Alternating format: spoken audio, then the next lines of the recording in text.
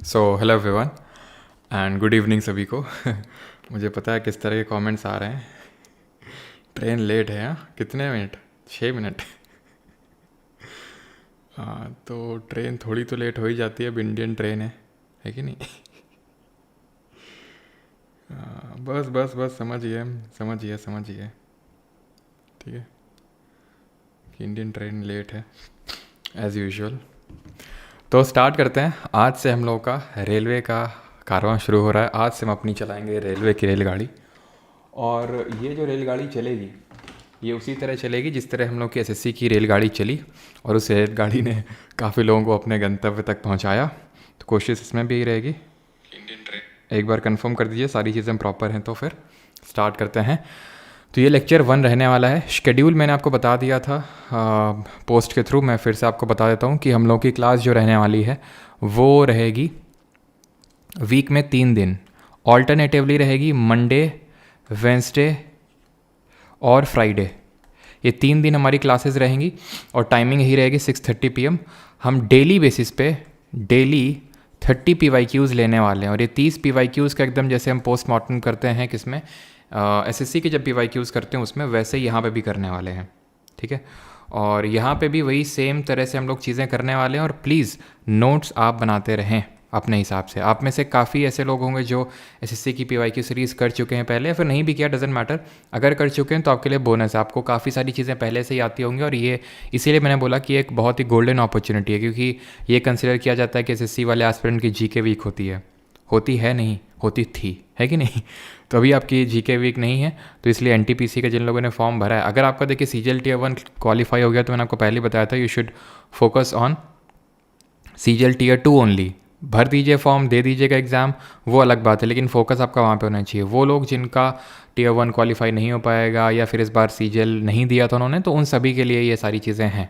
Alright, अब मैं ज़्यादा तो इस पर डीप पे नहीं जाऊँगा। कितनी क्लासेस चलेंगी? आप बहुत अच्छा पढ़ाते हो, आरबीआई असिस्टेंट या बैंक एग्ज़ाम के लिए सीरीज़ रिलेवेंट है।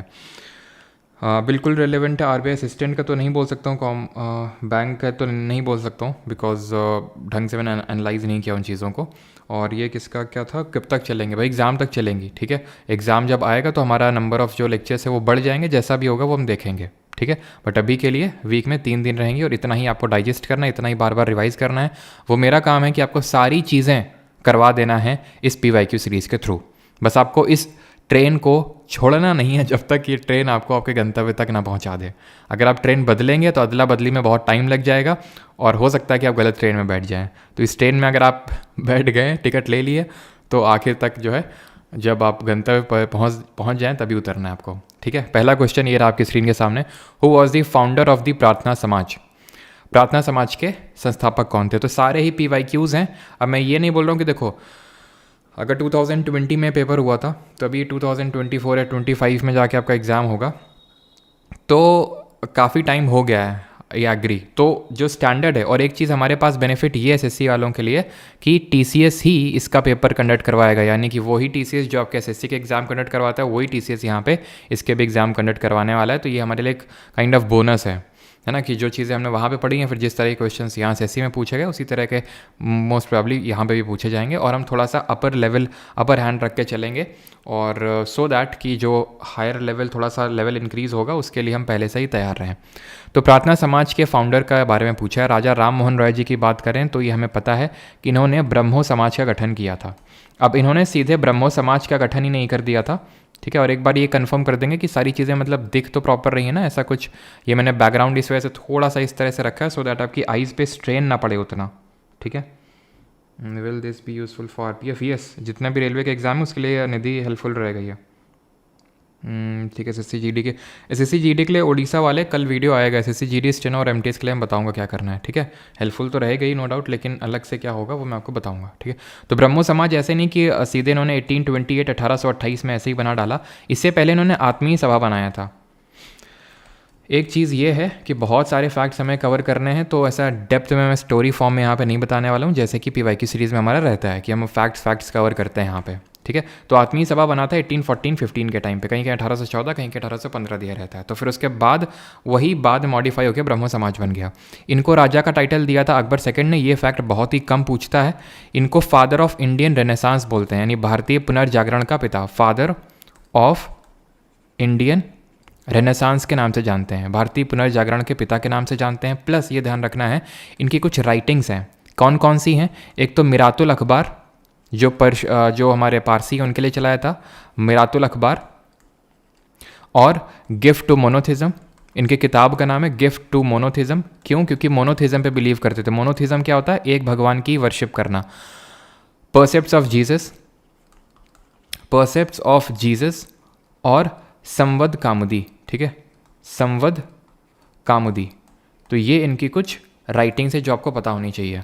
प्लस ये चीज़ आपको ध्यान रखना है कि इन्हीं के ही एफर्ट्स की वजह से 1829 में जो सती प्रथा है, सती, वो एबॉलिश की जाती है।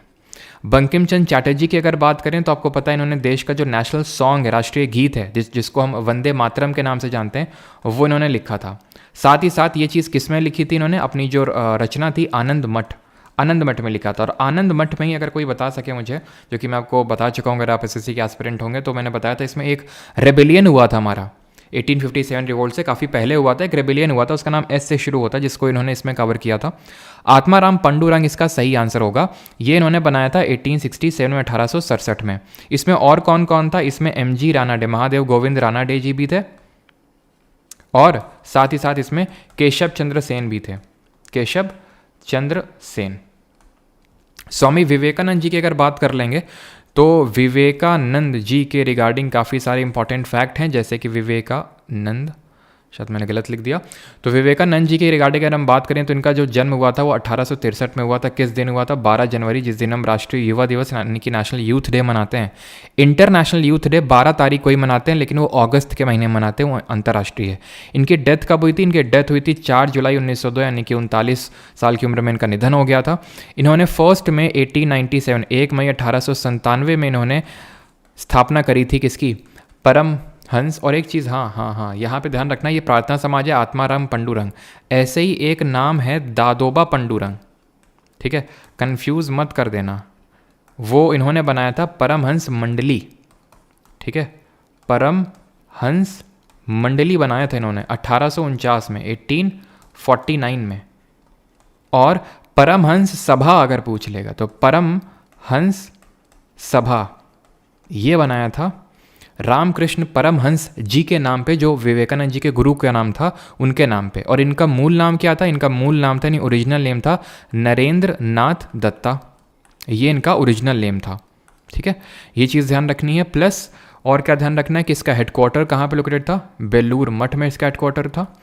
स्वामी विवेकानंद जी ने स्पीच दी थी शिकागो में। शिकागो की जो स्पीच है उनके काफ़ी फेमस है, 1893 1893 में दी थी। इनके नाम का एक रॉक मेमोरियल भी लोकेटेड है, कहाँ पे? रॉक मेमोरियल, यहाँ पे PM मोदी ने अभी जाके मेडिटेशन वगैरह किया था चुनाव के बाद, ये लोकेटेड है आपका तमिलनाडु में। ये चीज़ें आपको ध्यान में रखनी है। और यहाँ पे जो मैंने पूछा था ये जो आनंद मठ में कौन सी मतलब किस रेबेलियन को कवर किया गया था, तो दैट वाज सन्यासी, जो सन्यासी रिवोल्ट हुआ था उसको कवर किया गया था यहाँ पे आनंद मठ पे, ठीक है। अगला है Pattachitra style of painting is one of the oldest and most popular art forms of which of the following state. तो किस स्टेट से बिलोंग करता है पट्टचित्रा? तो पट्टचित्रा की अगर बात करें तो जो ईस्टर्न इंडिया हमारा, उड़ीसा, वेस्ट बंगाल, यहाँ से ये बिलोंग करता है। तो ऑप्शन नंबर सी यहाँ पे सही आंसर होगा, ठीक है, ऑप्शन नंबर सी। बिहार की अगर हम बात करें तो बिहार में फेमस है कौन सी पेंटिंग्स? मधुबनी, जो रीजन पड़ता है वहाँ पे मधुबनी पेंटिंग्स हैं। ऐसे ही जरा कमेंट में बताएंगे कि फाड़ पेंटिंग्स कहाँ की फेमस है, वर्ली पेंटिंग्स कहाँ की फेमस है, और कलामकारी कहाँ की फेमस है? कलामकारी। और जो थांका पेंटिंग है, ठीक है, थांका, तो ये कहाँ पे फेमस है? तो फाड़ पेंटिंग की अगर बात करेंगे तो ये राजस्थान में। वर्ली पेंटिंग्स जो हैं ये महाराष्ट्र में, इन शॉर्ट MH। अब आप समझ जाओ कि जब भी मैं महाराष्ट्र लिखूंगा तो MH ही लिखूंगा, ठीक है। कलामकारी आंध्र प्रदेश को। कितने सारे फैक्ट कवर करने हैं, तो हमारा जो फोकस होना चाहिए वो ये है कि कितने ज़्यादा से ज़्यादा हम फैक्ट कवर करें कितने कम टाइम में, ठीक है। इतनी तो चीज़ें आई होप आप थोड़ा कॉम्प्रोमाइज़ तो कर ही सकते हैं कि मैं पूरा महाराष्ट्र लिखूँ या पूरा आंध्र प्रदेश लिखूँ, तो आप समझ सकते हो बोल तो मैं रही हूँ, ठीक है। थांका की बात करें और जो PDF वगैरह वो आपको परमार SSC जो टेलीग्राम है, जिन लोगों को नहीं पता है क्योंकि पहली क्लास है तो इसलिए थोड़ा बताना ज़रूरी है, परमार SSC टेलीग्राम पे आपको मिल जाएगा, ठीक है। नोट्स देखते हैं, अगर नोट्स कोई बनाता है एसएच तो नोट्स भी मिल जाएंगे आपको, अगर कोई बनाता है तो अभी मैं प्रॉमिस एसएच नहीं कर रहा हूँ। थांका पेंटिंग्स की अगर बात करें तो ये बुद्धिस्ट पेंटिंग्स हैं, तो जहाँ जहाँ जो भी हमारे बुद्धिस्ट फेस्टिवल होते हैं, जैसे फॉर एग्जांपल हमारा हेमिस फेस्टिवल होता है लद्दाख में, तो वहाँ पे भी थांका पेंटिंग्स को जो है डेमॉन्स्ट्रेट किया जाता है, तो ये चीज़ ध्यान रखना है आपको। अगला है, in which year was the environment protection act passed by the parliament of India, तो भारत की संसद ने इस अधिनियम को कब पारित किया था। तो हिंट है आपके लिए, ये पारित हुआ था भोपाल गैस जो लीक हुआ था, जिसको हम भोपाल गैस त्रासदी, भोपाल गैस ट्रेजेडी के नाम से जानते हैं, उसी के बाद हुआ था। या फिर मैं चलो और आपको बड़ा हिंट देता हूँ, उसके 2 साल बाद हुआ था। तो आंसर क्या होगा, आंसर यहाँ पे 1986 होगा, 1986 1984 में, और उसी की वजह से ही पास हुआ था, ठीक है, कि किस तरह से हम एनवायरनमेंट वगैरह को प्रोटेक्ट कर सकते हैं। तो 1984 में हुआ था भोपाल गैस ट्रेजेडी। ये जो आपका प्रीवियस आपका NTPC का एग्जाम हुआ था उसमें न जाने कितनी शिफ्ट्स में ये क्वेश्चन बना था भोपाल गैस ट्रेजेडी को लेके।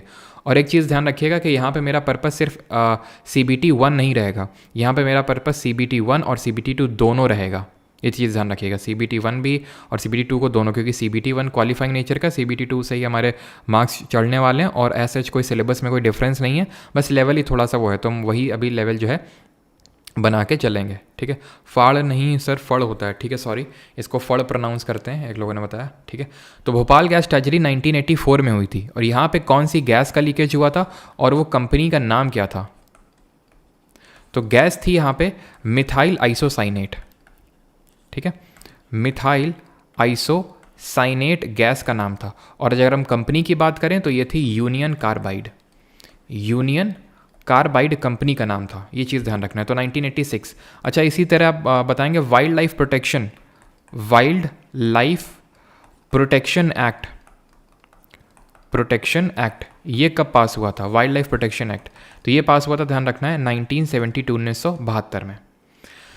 1973 में हमने एक प्रोजेक्ट चलाया था, किस एनिमल को कंजर्व करने के लिए 1973 में हमने एक प्रोजेक्ट चलाया था।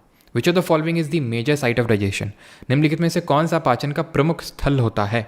स्टमक, स्मॉल इंटेस्टाइन यानी कि पेट, छोटी आंत, बड़ी आंत, या फिर यकृत, सॉरी अग्नाशय, पैनक्रियास को अग्नाशय हिंदी में बोलते हैं, यकृत होता है हमारा लिवर। तो 1973 में हमने चलाया था प्रोजेक्ट टाइगर। इसी तरह हमने प्रोजेक्ट एलिफेंट कब चलाया था, ये आप बताएंगे जल्दी से, प्रोजेक्ट एलिफेंट कब चला था। तो यहाँ पे मेजर साइट ऑफ डाइजेशन की बात हो रही है, यानी कि जो हमारा मेजर पाचन होता है वो कहाँ पे होता है। तो डाइजेशन की अगर हम बात करें तो ये पूरा जो प्रोसेस है ये हमारे माउथ से स्टार्ट होता है, मुख से स्टार्ट होता है। यहाँ पे सलिवरी ग्लैंड होते हैं, ये ग्लैंड जो होते हैं सलिवरी ग्लैंड एमाइलेस रिलीज करते हैं, जिसको हम सलाइवरी एमाइलेस बोलते हैं। ये सलाइवरी एमाइलेस का काम क्या होता है, इसका काम होता है जो आपका कॉम्प्लेक्स कार्बोहाइड्रेट है, ठीक है, जो कॉम्प्लेक्स कार्बोहाइड्रेट है उसको सिंपल में ब्रेक करना, सिंपल कार्बोहाइड्रेट में ब्रेक करना, ये इसका काम होता है।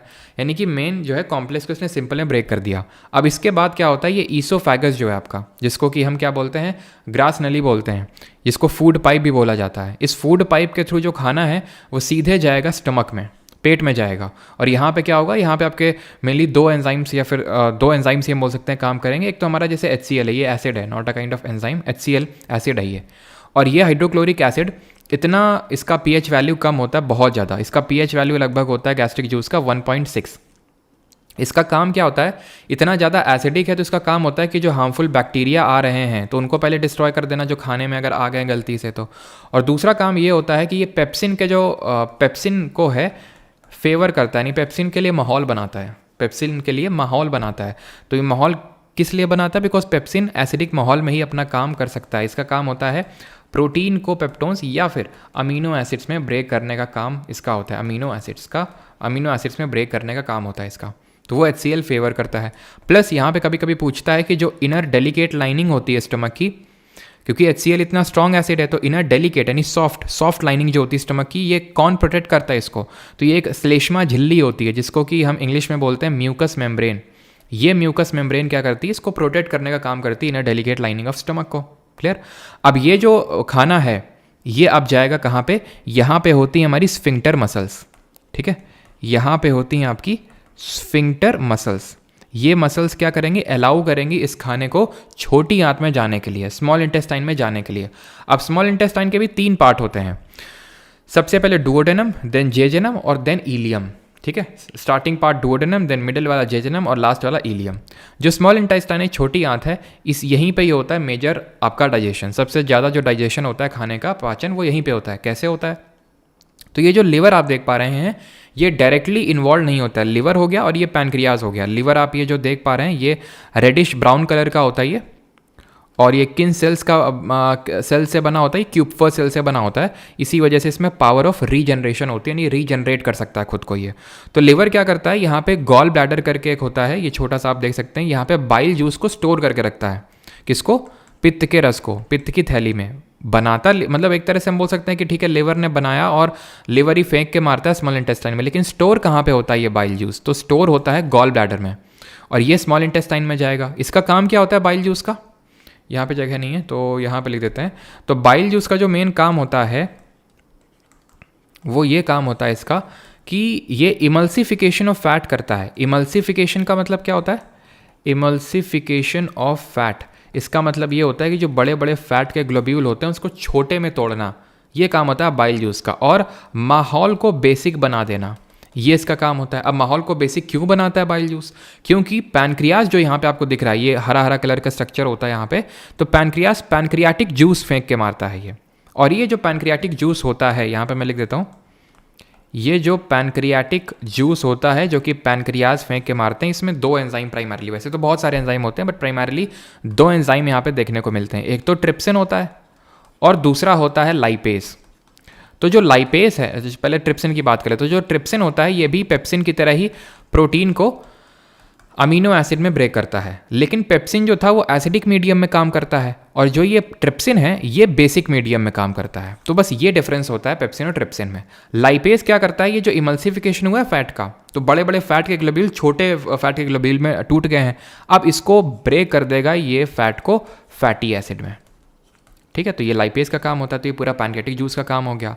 अब यहाँ पे क्या होता है स्मॉल इंटेस्टाइन में, क्योंकि मैंने बताया मेजर साइट ऑफ डाइजेशन है, यहाँ पे आपको देखने को मिलेंगे फिंगर लाइक प्रोजेक्शंस, यानी उंगली नुमा संरचना देखने को मिलेगी, जो कि काम क्या होता है, इनको बोलते क्या है, इनको हम बोलते हैं Willie.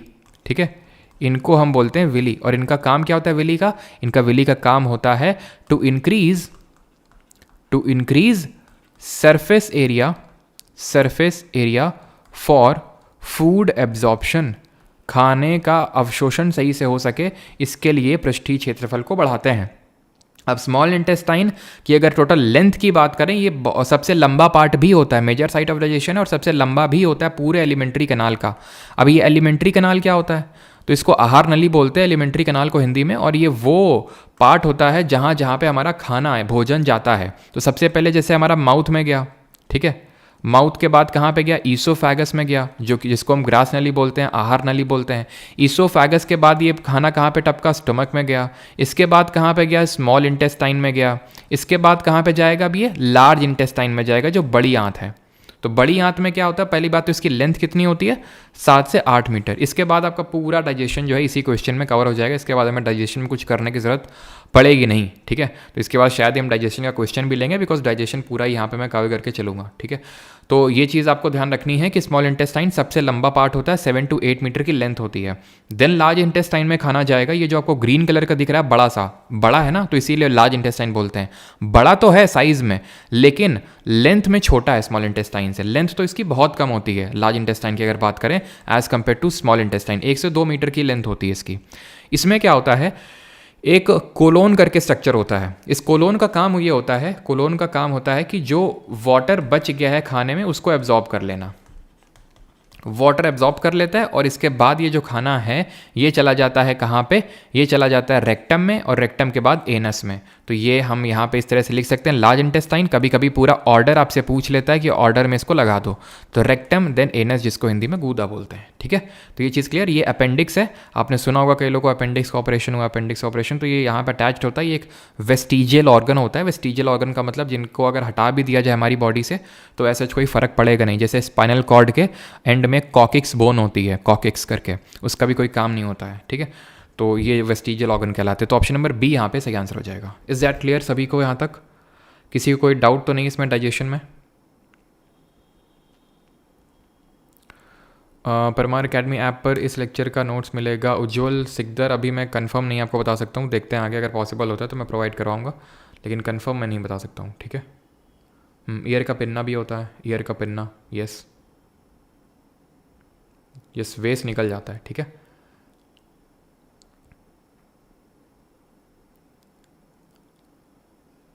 Protection of environment DPSP में है और फंडामेंटल ड्यूटीज़ भी, विच वन इज़ करेक्ट? दोनों में ही है कर्तव्य। ठीक है, वो आपका इसमें भी है।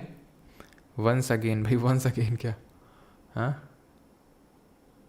ठीक है, दोनों में होता ही है, दोनों में ध्यान रखना। ये जो प्रोटेक्शन ऑफ एनवायरनमेंट ये फंडामेंटल ड्यूटी में भी है और डीपीएसपी में भी। तो इसका क्वेश्चन क्या सही आंसर होगा? अगर किसी का मास अर्थ पे 60 kg है तो मून पे कितना होगा? सिंपल 60 kg होगा। 10 kg यहाँ पे आई थिंक मैं ऑप्शन रखता है, तो शायद आप गलत कर सकते थे, लेकिन 10 kg ऑप्शन नहीं था। ध्यान रखना है कि जो मास होता है, मास एक मतलब मैटर पे डिपेंड करता है और मास ग्रेविटी पे डिपेंड नहीं करता है। Mass is a kind of amount of matter. आप कहीं पे भी चले जाइए, आपका मास कांस्टेंट रहेगा। जो 1/6 होता है वो ग्रेविटी 1/6 होती है। जो ग्रेविटी है वो 1/6 होती है कहाँ पे? मून में जाते हैं जब। ठीक है, तो जितनी अर्थ में ग्रेविटी होती है, ग्रेविटी कितनी होती है acceleration due to gravity? 9.8 metre per second square, ये जी की वैल्यू होती है।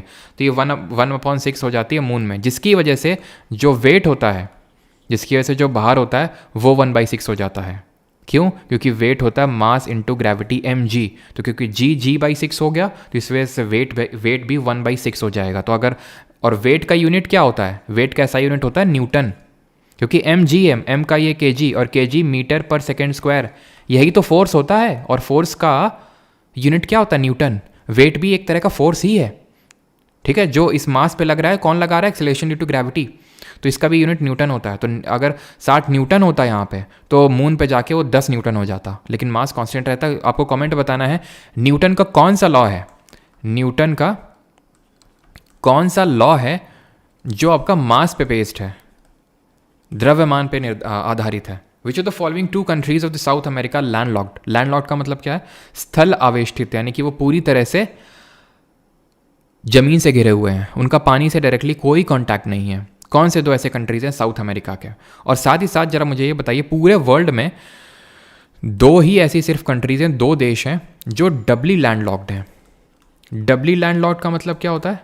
डबली लैंडलॉक्ड का मतलब ये होता है जिनसे वो घिरे हुई हैं, जिन देशों से वो देश घिरे हुए हैं वो भी अपने आप में लैंडलॉक्ड हैं। ऐसे कौन से 2 देश हैं?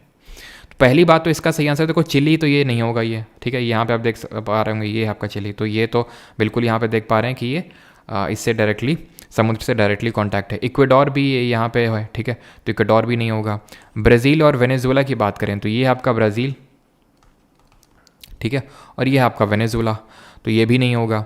आंसर गियाना, सरीनेम भी नहीं होगा। ठीक है, गियाना और सरीनेम भी नहीं होगा। सही आंसर होगा पेरेग्वे और बोलीविया। तो यहाँ पे जो आप कंट्री देख पा रहे हैं ये है पेरेग्वे और ये है बोलीविया, ये है आपका यूरुग्वे। पता नहीं क्यों चल क्यों नहीं रहा यहाँ पे ये। ठीक है, तो ये यूरुग्वे कंट्री है, ध्यान रखना। और यूरुग्वे में ही पहला किस चीज़ का वर्ल्ड कप हुआ था? यूरुग्वे में ही पहला किस चीज़ का वर्ल्ड कप हुआ था?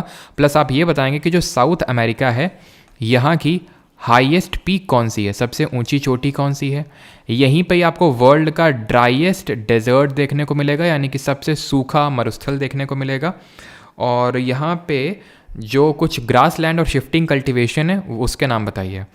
ठीक है, तो ये 2 डबली लैंडलॉक्ड कंट्री हैं, एक तो उज़्बेकिस्तान है और एक है लिechtenstein। ठीक है, लिechtenstein, यानी जिन देशों से घिरे हुए हैं वो अपने आप में खुद लैंडलॉक्ड हैं, तो इस वजह से डबली लैंडलॉक्ड हो जाते हैं। तो हाईएस्ट पीक की अगर हम बात करेंगे तो ये है माउंट एकोनकागुआ।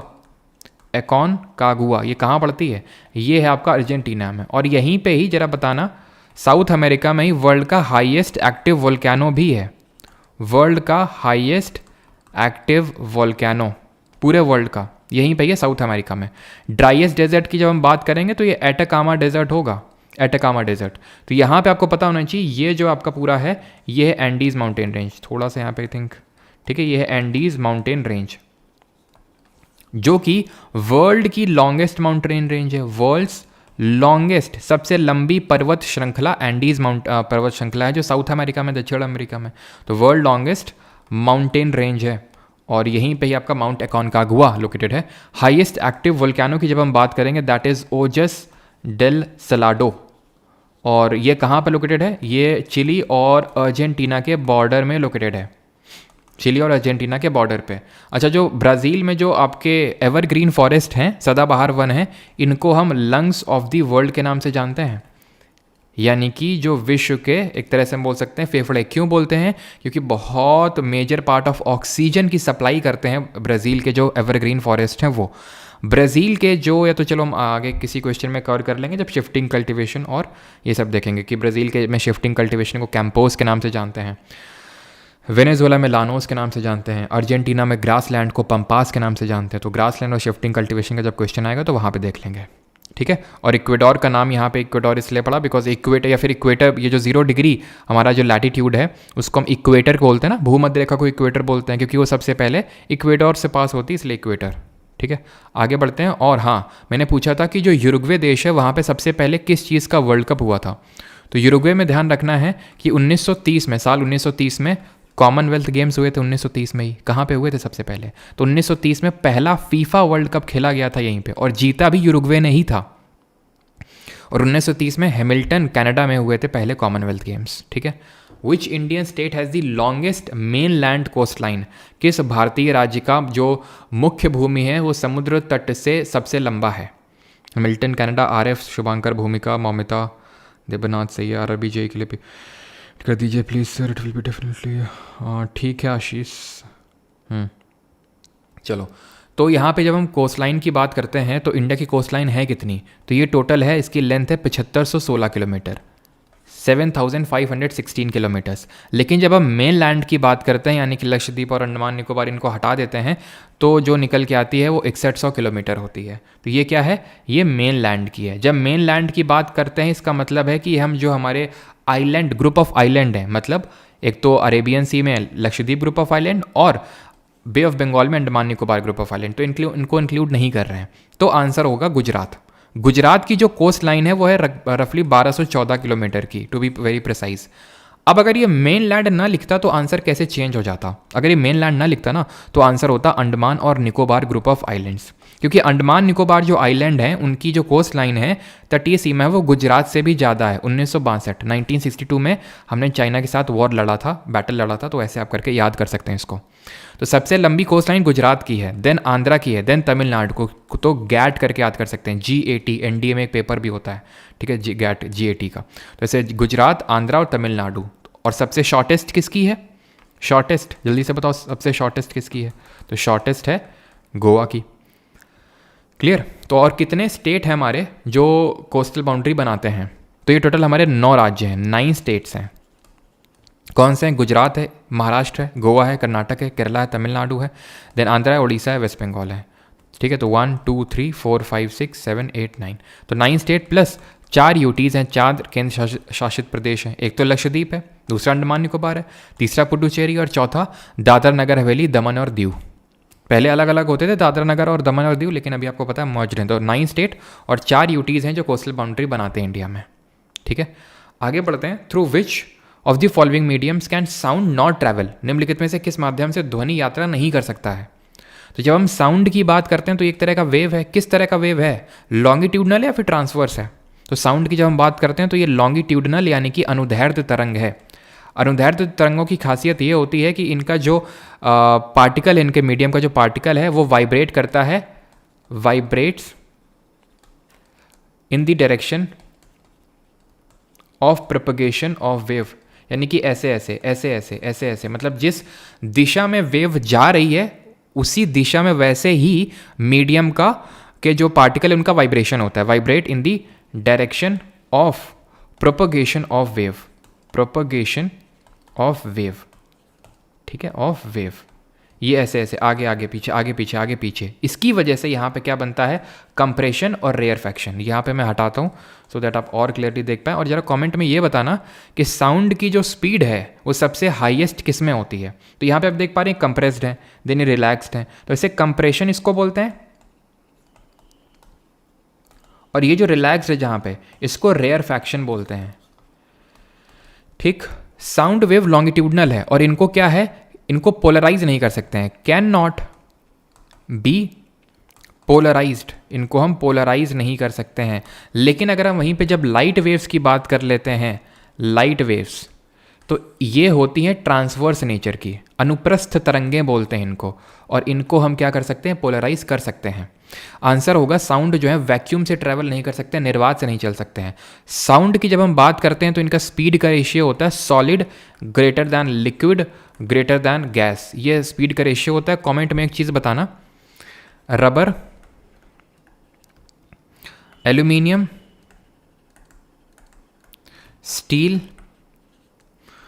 स्टील और कोबाल्ट, इसमें सबसे हाईएस्ट किस में स्पीड होगी साउंड की, ये बताना है आपको।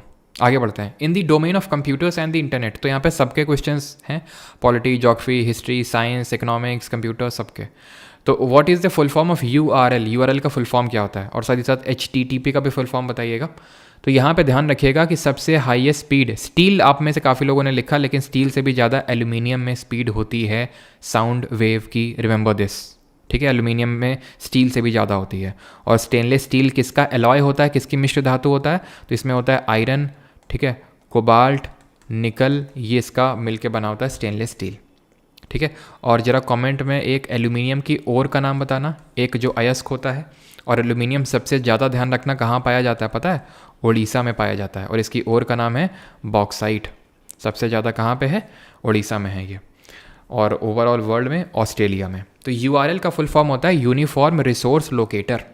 जब हम बात करते हैं एचटीटीपी की, तो इसका फुल फॉर्म होता है हाइपरटेक्स्ट ट्रांसफ़र प्रोटोकॉल, ये इसका फुल फॉर्म होता है। ऐसे ही ज़रा बताएंगे कमेंट में कि आई थिंक ये तो सब बेसिक होते हैं, सीपीयू वगैरह तो सबको पता होगा। एलयू बताओ, ठीक है, और जीपीयू बताओ, एलयू, जीपीयू, बायोस।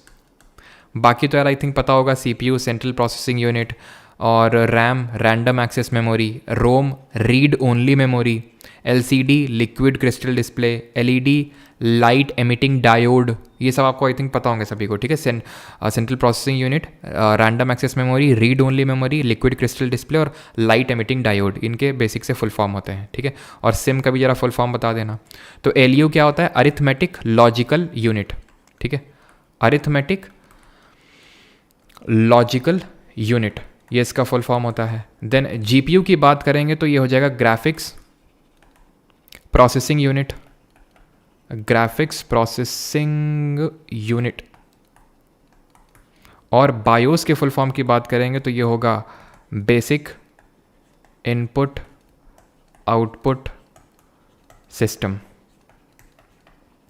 और सिम की बात करेंगे तो ये होगा सब्सक्राइबर आइडेंटिटी मॉड्यूल, ये इसका फुल फॉर्म होता है सिम का। ठीक है, आगे बढ़ते हैं। बाकी और भी जो हमारे फुल फॉर्म्स आते रहेंगे तो उनको भी हम कवर करते रहेंगे। आगे बढ़ते हैं। और अच्छा ये बताइए कि जो WWW है, जिसका फुल फॉर्म होता है वर्ल्ड वाइड वेब, पता होगा सभी को, इसकी डिस्कवरी किसने करी थी वर्ल्ड वाइड वेब की? Where is the Central Potato Research Institute located? भारत में केंद्रीय जो आलू अनुसंधान केंद्र है वो कहाँ पर स्थित है? कानपुर में, कटक में, शिमला में, फिर कोयम्बटूर में? तो कानपुर में ध्यान रखना पल्सेस रिसर्च इंस्टीट्यूट है।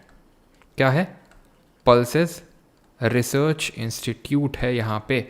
और साथ ही साथ यहाँ पे है आपका जो Central Sugar Research Institute, sugar cane नहीं है, शुगर केन जो रिसर्च इंस्टीट्यूट है वो कोयम्बटूर में है। ठीक है, शुगर केन वाला यहाँ पे है। शिमला इसका सही आंसर हो जाएगा। कटक में क्या है? तो कटक में राइस रिसर्च इंस्टीट्यूट है। चल क्यों नहीं रहा है? तो कटक में राइस रिसर्च इंस्टीट्यूट है। ऐसे ही ज़रा कमेंट में बताना कि एक बताओ टोबैको रिसर्च इंस्टीट्यूट कहाँ पे है, तम्बाकू वाला इंस्टीट्यूट कहाँ पे है? ठीक है, और ड्रग्स रिसर्च इंस्टीट्यूट कहाँ पे है? Drugs research institute. तो यहाँ पे कुछ पूछा था, तो ये आंसर क्या होगा? Tim Berners Lee. ठीक है, टिम बर्नर्स ली। बाकी टोबैको की अगर बात करेंगे तो टोबैको ये है आपका राजमुंदरी में। राजमुंदरी कहाँ के स्टेट में पड़ता है ज़रा बताओ जल्दी से। और ड्रग्स रिसर्च इंस्टीट्यूट कहाँ पे है? ये है हमारा लखनऊ में, जहाँ पे सिडबी का हेडक्वार्टर आपको देखने को मिलेगा। अगला क्वेश्चन ये रहा आपकी स्क्रीन पे, विच of the following monument is not located in Delhi. बिल्कुल सही है, ठाकुर आशीष तोमर, करण पवन कुशवाहा। हाँ जी,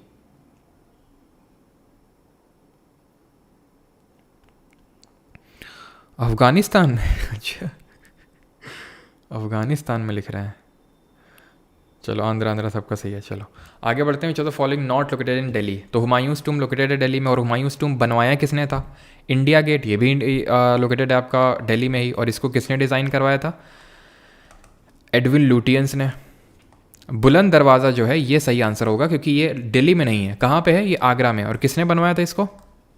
इसको किसने बनवाया था? तो ध्यान रखिएगा, जो बुलंद दरवाज़ा है इसको बनवाया गया था 1571 में, गुजरात में जब विक्ट्री हुई थी अकबर की, तो अकबर ने इसको बनवाया था आगरा में, बुलंद दरवाज़ा को, गुजरात विक्ट्री के बाद। ऐसे ही ये आपका क्या है? ये अलाई दरवाज़ा है। ये जो आप देख पा रहे हैं, दिस इज़ अलाई दरवाज़ा। यहाँ पे मुझे आपसे पूछना ये है कि आप ये बताओ कि अकबर ने ही सिटी ऑफ फतेहपुर सीकरी को डेवलप किया था। शेख जो सलीम चिश्ती थे उनके नाम पे, उनकी याद पे इसको डेवलप किया था, क्योंकि अकबर का पता है आपको संतान नहीं हो रही थी, तो उन्होंने ब्लेस किया था, तो जहांगीर का जन्म हुआ था, तो फतेहपुर सीकरी उन्हीं की याद में बनवाया गया था 1571 से लेकर 73 के बीच में। तो ये भी अकबर ने ही बनवाया था। और अकबर ने एक सिस्टम इंट्रोड्यूस किया था, मनसबदारी। ये कब इंट्रोड्यूस किया था ज़रा बताना? मनसबदारी सिस्टम, मनसबदारी प्रणाली कब शुरू करी थी अकबर ने? और जो हुमायूं का मकबरा है जो कि दिल्ली में है, जो कि आपका एक यूनेस्को वर्ल्ड हेरिटेज साइट में भी आता है, इसको बनवाया था इसकी जो वाइफ थी हाजी बेगम, जिसको कि बीगा बेगम के नाम से भी जानते हैं, हाजी बेगम या फिर बीगा बेगम। और जो मोस्टली आपके मुग़ल आर्किटेक्चर है ना, जैसे हुमायूं टूम भी है, तो ये सब आपको पता है देखने को मिलेंगे किस शैली में? तो ये होती है आपकी चार बाग स्टाइल ऑफ आर्किटेक्चर। कौन सा स्टाइल ऑफ आर्किटेक्चर है? Char Bagh style of architecture. ऐसे करके होता है, आपने ताजमहल में भी देखा होगा, इस तरह का होता है आपका, ठीक है। तो पार्क होता है और इसमें तरह से रोड जाती है, तो ये चार बाग निकल आते हैं यहाँ पे। तो पूछता है Char Bagh style of architecture is associated with Mughals. ये है अलाई दरवाज़ा। इस अलाई दरवाजे को किसने बनवाया था? इसको बनवाया था अलाउद्दीन खिलजी ने, ठीक है, अलाउद्दीन खिलजी ने, जिसके बारे में हम डिटेल में पढ़ेंगे जब अलाउद्दीन खिलजी की चर्चा होगी। टाइप इसके जो मार्केट रिफॉर्म्स थे, कब तक रूल किया, साउथ इंडिया का एक्सपेडिशन हो गया, प्लस इसने और क्या इंपॉर्टेंट रिफॉर्म्स लेके आया था, एकता सिस्टम का अबॉलिश किया था। तो सारी चीज़ें जब इसके बारे में अलाउद्दीन आएगा तो हम डिटेल में सब कुछ पढ़ेंगे। तो अलाउद्दीन के रिगार्डिंग ध्यान रखना है, तो अलाई दरवाज़ा इसने बिल्ड करवाया था, प्लस जो सिरी है, सिरी एक गैरिसन टाउन, यानी कि जो अपनी आर्मी वगैरह, सोल्जर्स वगैरह, उनको रहने के लिए एक टाउन बनवाया था, इसको बोलते हैं सिरी, जिसको सेकंड सिटी। अच्छा, जो हुमायूं था ना, उसने दीन पनाह बनाई थी। हुमायूं ने सिटी बनाई थी जिसका नाम था दीन पनाह, और इसने अलाउद्दीन ने बनाई थी सिरी, ठीक है। वो एप्पल वाला सिरी नहीं है ये। आगे बढ़ते हैं। कुछ पूछा था क्या यहाँ पे मैंने? मनसबदारी। हाँ, तो मनसबदारी को कब इंट्रोड्यूस किया था? इसको भी 1571 1571 में। मनसब का मतलब होता है रैंक, जहाँ पे जट होते थे, जट का मतलब आर्मी मैन, और सवार मतलब है हॉर्समैन। तो इनके बेसिस पे क्या होती थी? डिटरमाइन, रैंक डिटरमाइन होती थी। हम डिटेल में आगे पढ़ेंगे जब मनसबदारी पे आएगा। तो अभी के लिए 1571 Akbar. 12th, which of the following countries is not a permanent member of UNSC? निम्नलिखित में से कौन सा देश संयुक्त राष्ट्र सुरक्षा परिषद का स्थायी सदस्य नहीं है? चाइना, जापान, फ्रांस या फिर रशिया? तो यूएनएससी की अगर हम बात करें तो इसमें 15 सदस्य होते हैं, 15 मेंबर्स होते हैं, जिसमें कि जो 5 होते हैं वो तो परमानेंट नेचर के होते हैं। परमानेंट मतलब ऐसा कोई कार्यकाल नहीं होता, परमानेंट है, ये घर में परमानेंट रहते हैं। और ये जो 10 लोग हैं ये नॉन परमानेंट होते हैं, जिसमें कि इंडिया भी है। ये जो 10 लोग हैं जो नॉन परमानेंट होते हैं, इनका कार्यकाल कितना होता है? कोई बताएगा? टेन्योर कितना होता है? तो ये जो परमानेंट है ये कौन से हैं? कौन कौन लोग हैं जो परमानेंट हैं? तो परमानेंट वाले मेंबर्स को आपको ऐसे याद करना है, एफ रेस, फार्मूला 1 जो नहीं रेस होती नहीं, F1 रेस, ऐसे करके याद कर लो, जो फार्मूला 1 रेस होती वो। तो F से हो गया फ्रांस, R से हो गया रशिया, व्लादिमीर पुतिन वाला रशिया। A से हो जाएगा आपका A से क्या हो जाएगा? A से अमेरिका हो जाएगा, C से चाइना हो जाएगा, और E से इंग्लैंड, ठीक है। तो अब ये मत सोचना कि वहाँ ब्रिटेन लिख के आ जाएगा तो बोलोगे ब्रिटेन तो सर पढ़ा ही नहीं थे, तो इंग्लैंड ही ब्रिटेन है, ठीक है। कुछ माइन्यूट से डिफरेंसेस होते हैं, लेकिन आपको क्योंकि ट्रिक फिट बिठाने के लिए इंग्लैंड लिख दिया, और सिनोनिमस ही हैं वो आपस में। तो इंग्लैंड ई से याद रखना और ए से अमेरिका, ठीक है। ऐसा नहीं कि यूएसए लिख के आ गया तो सर ने तो यूएसए बताया ही नहीं था, इतना तो कॉमन सेंस होना चाहिए। यही यूएसए और यही ब्रिटेन है आपका। तो ये F1 रेस करके आप याद कर सकते हैं, ये परमानेंट मेंबर होते हैं। तो ऑब्वियस सी बात है यहाँ पे कौन सही आंसर, मतलब कौन नहीं होगा, तो जापान नहीं है। टेन्योर की अगर बात करें तो 2 साल का टेन्योर होता है इसमें नॉन परमानेंट मेंबर्स का, ठीक है। 13th, which part of the computer is called its brain. तो बेसिक सा क्वेश्चन है, बचपन से हम लोग पढ़ते हैं इसको। And the answer is CPU, central processing unit. इसको ब्रेन बोलते हैं बिकॉज ये पूरा सारा कुछ स्टोरेज करता है, इसलिए, ठीक है। आगे बढ़ते हैं। Who is the author of the Rajatarangini. Rajatarangini के लेखक कौन है? कालिदास हैं, शुद्रक हैं, काल्हान है, फिर अष्टध्यायी है। तो कालिदास की तो रचनाएं काफ़ी इंपॉर्टेंट हैं, जैसे कि कुमार संभवम, ठीक है, कुमार संभवम हो गई। मालविका अग्निमित्र जो कि एक लव स्टोरी है। मालविका और अग्निमित्र किसके लड़के थे? ऐसे ही अभिज्ञान शकुंतलम ये भी लव स्टोरी है, शकुंतलम। ऐसे ही मेघदूतम है, मेघदूतम। ऋतु संहार, तो ये किसकी है? ये कालिदास जी की रचनाएं हैं। ये सारी आपको रचनाएं पता होनी चाहिए, 5, ठीक है। और अग्निमित्र जो थे वो किसके बेटे थे? ये थे पुष्यमित्र शुंग के, ठीक है। पुष्यमित्र शुंग की अगर बात करें तो ये शुंग वंश के संस्थापक थे, जिन्होंने आखिरी मौर्य रूलर बृहद्रथ को हरा के शुंग वंश की स्थापना करी थी। इन्हीं के टाइम पे पतंजलि एग्जिस्ट करते थे, जिन्होंने महाभाष्य लिखी थी, ठीक है। ये चीज़ आपको पता होनी चाहिए कि पतंजलि ने कौन सी किताब लिखी थी, उसका नाम था महाभाष्य। क्लियर? शुद्रक जो थे ये हमारे एक सबसे पहले इनको सर्जन माना जाता है। ऑस्ट्रेलिया की एक यूनिवर्सिटी है, सर्जरी की यूनिवर्सिटी, वहाँ पे बाहर उस यूनिवर्सिटी के इनका एक प्रतिमा भी लगी है। काल्हान सही आंसर होगा, काल्हान नहीं लिखी राजतरंगिनी। और ये कहाँ की हिस्ट्री है? पहली बात तो ये संस्कृत में लिखी हुई है, ठीक है। और ये कहाँ की हिस्ट्री है? ये कश्मीर की हिस्ट्री के बारे में बताता है, जो राजतरंगिनी है। देन अष्टध्यायी की अगर बात करें तो ये इन्होंने लिखी थी पणनी, ये भी लिखी हुई है संस्कृत, ये भी एक संस्कृत ग्रामर पे बुक है अष्टध्यायी, ठीक है। तो अभी के लिए आपको इतनी बुक्स याद रखनी है। और एक आपके लिए मैं पूछता हूँ आपसे, गीत गोविंद किसने लिखी? हु रोट गीत गोविंद? अगला क्वेश्चन है, विच of the following is in the list of Maharatna central public sector enterprises. तो हमारे काफ़ी सारे PSUs हैं, पब्लिक सेक्टर अंडरटेकिंग्स या फिर एंटरप्राइजेज हैं। तो उनमें आपको पता है कि उनको हम लिस्ट करते हैं महारत्न, नवरत्न और मिनी रत्न। मिनी रत्न में भी 2 कैटेगरी होती है, मिनी रत्न A कैटेगरी और B कैटेगरी। तो सबसे जो उच्च दर्जा होता है वो महारत्न का होता है। अभी तक टोटल हमारा टिल नाउ, वैसे तो चेंज हो सकता है अगर किसी को आगे जाके मिल जाए महारत्न, लेकिन इतनी जल्दी फल्दी महारत्न का स्टेटस मिलता नहीं है। नवरत्न का मिल जाता है और मिनी रत्न का तो और जल्दी मिल जाता है।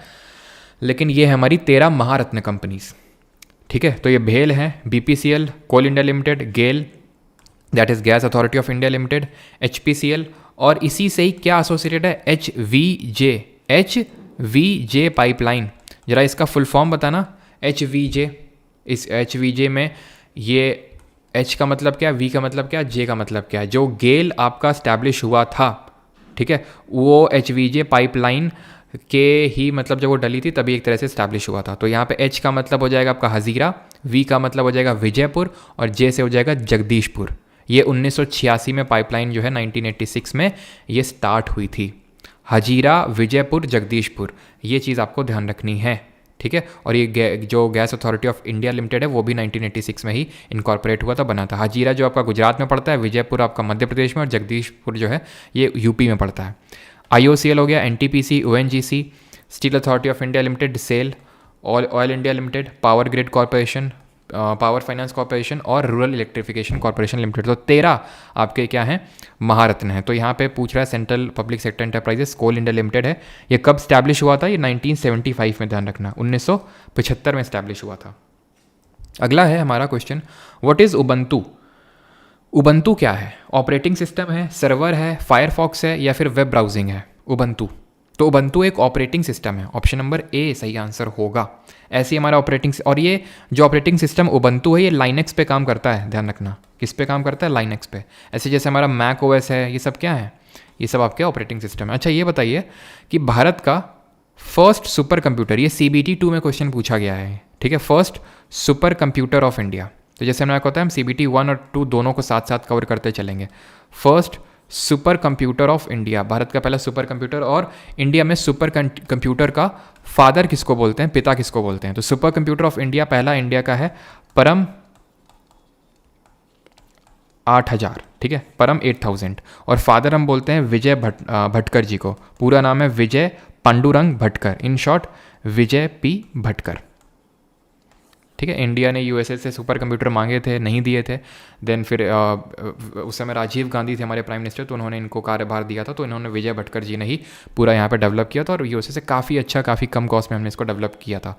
और ये जरा कमेंट बताएंगे कि ईयर 2025 को किस, चलो बता ही देता हूँ इसको, क्वांटम साइंस के रूप में डिक्लेयर किया गया। ये चीज़ आपको ध्यान रखना है। 2024 था ईयर ऑफ कैमलिड, 2023 था ईयर ऑफ मिलेट्स, और ये है हमारा क्वांटम साइंस, ठीक है, quantum science, year of quantum science 2025।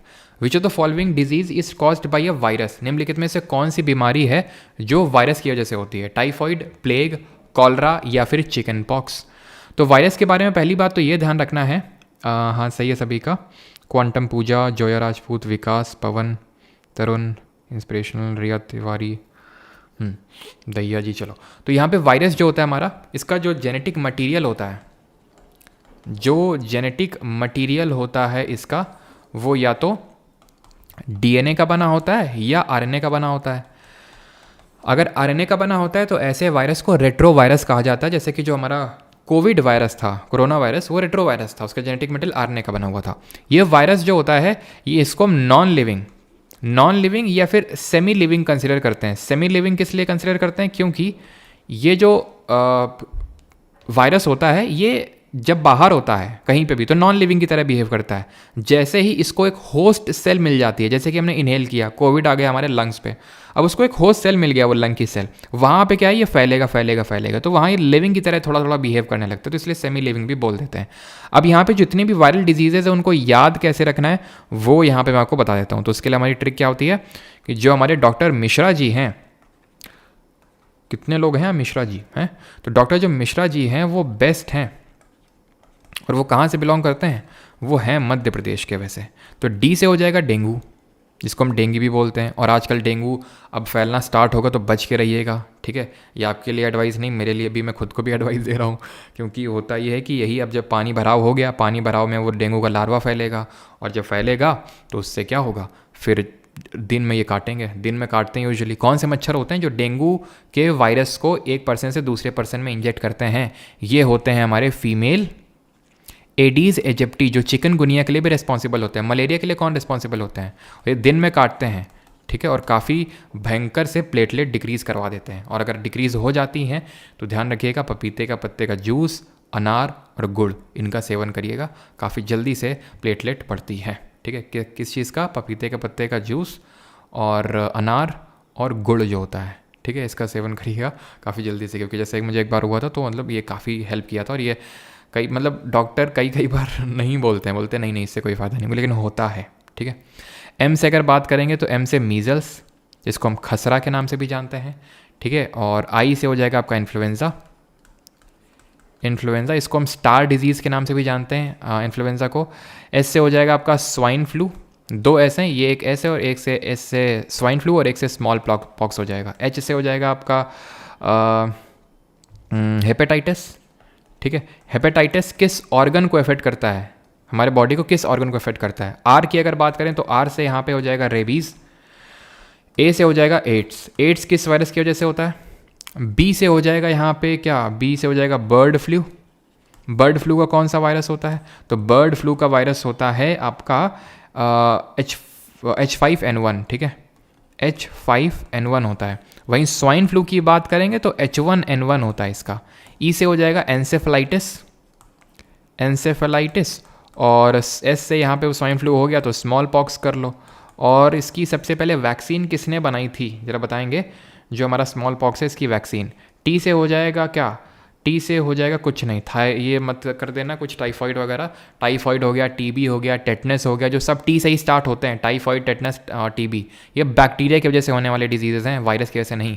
Mums जिसको हिंदी में गलसुआ बोलते हैं, और पी से पोलियो। पोलियो किसकी वायरस की वजह से होता है? पोलियो माइलिटिस करके एक वायरस होता है, नहीं पूछेगा आपसे क्योंकि नाम में ही पोलियो है ना, लेकिन इसकी वैक्सीन किसने डेवलप करी थी ये बताओ। तो यहाँ पे मैंने क्या क्या क्वेश्चन पूछे थे आपसे।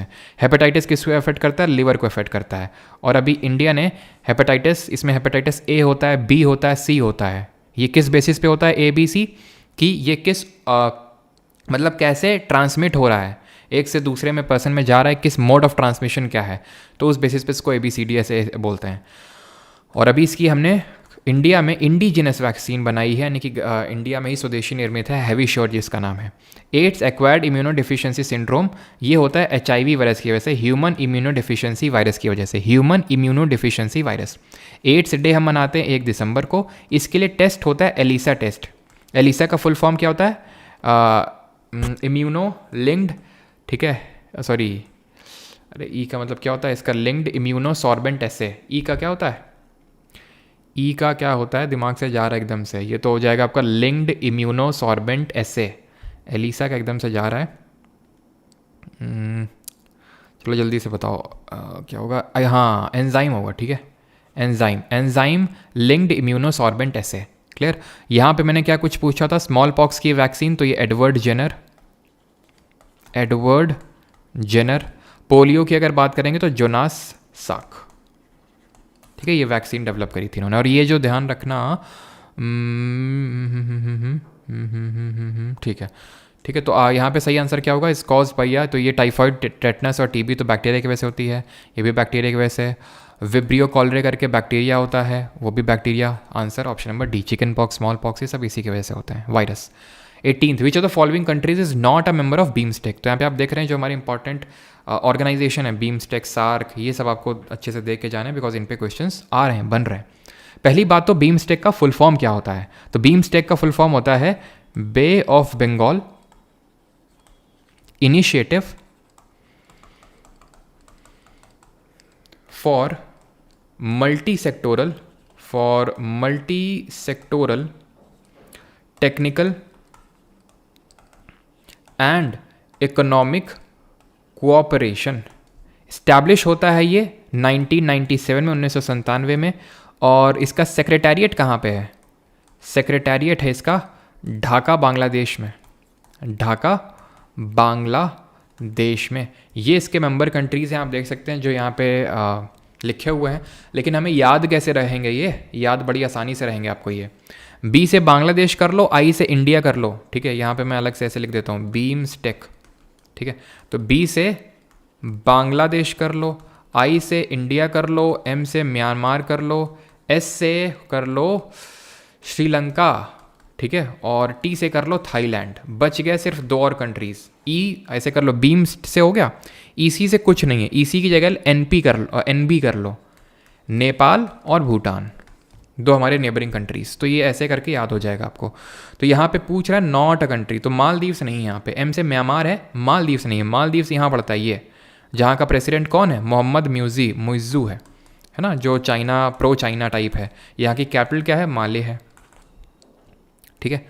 और बस आगे बढ़ते हैं अभी।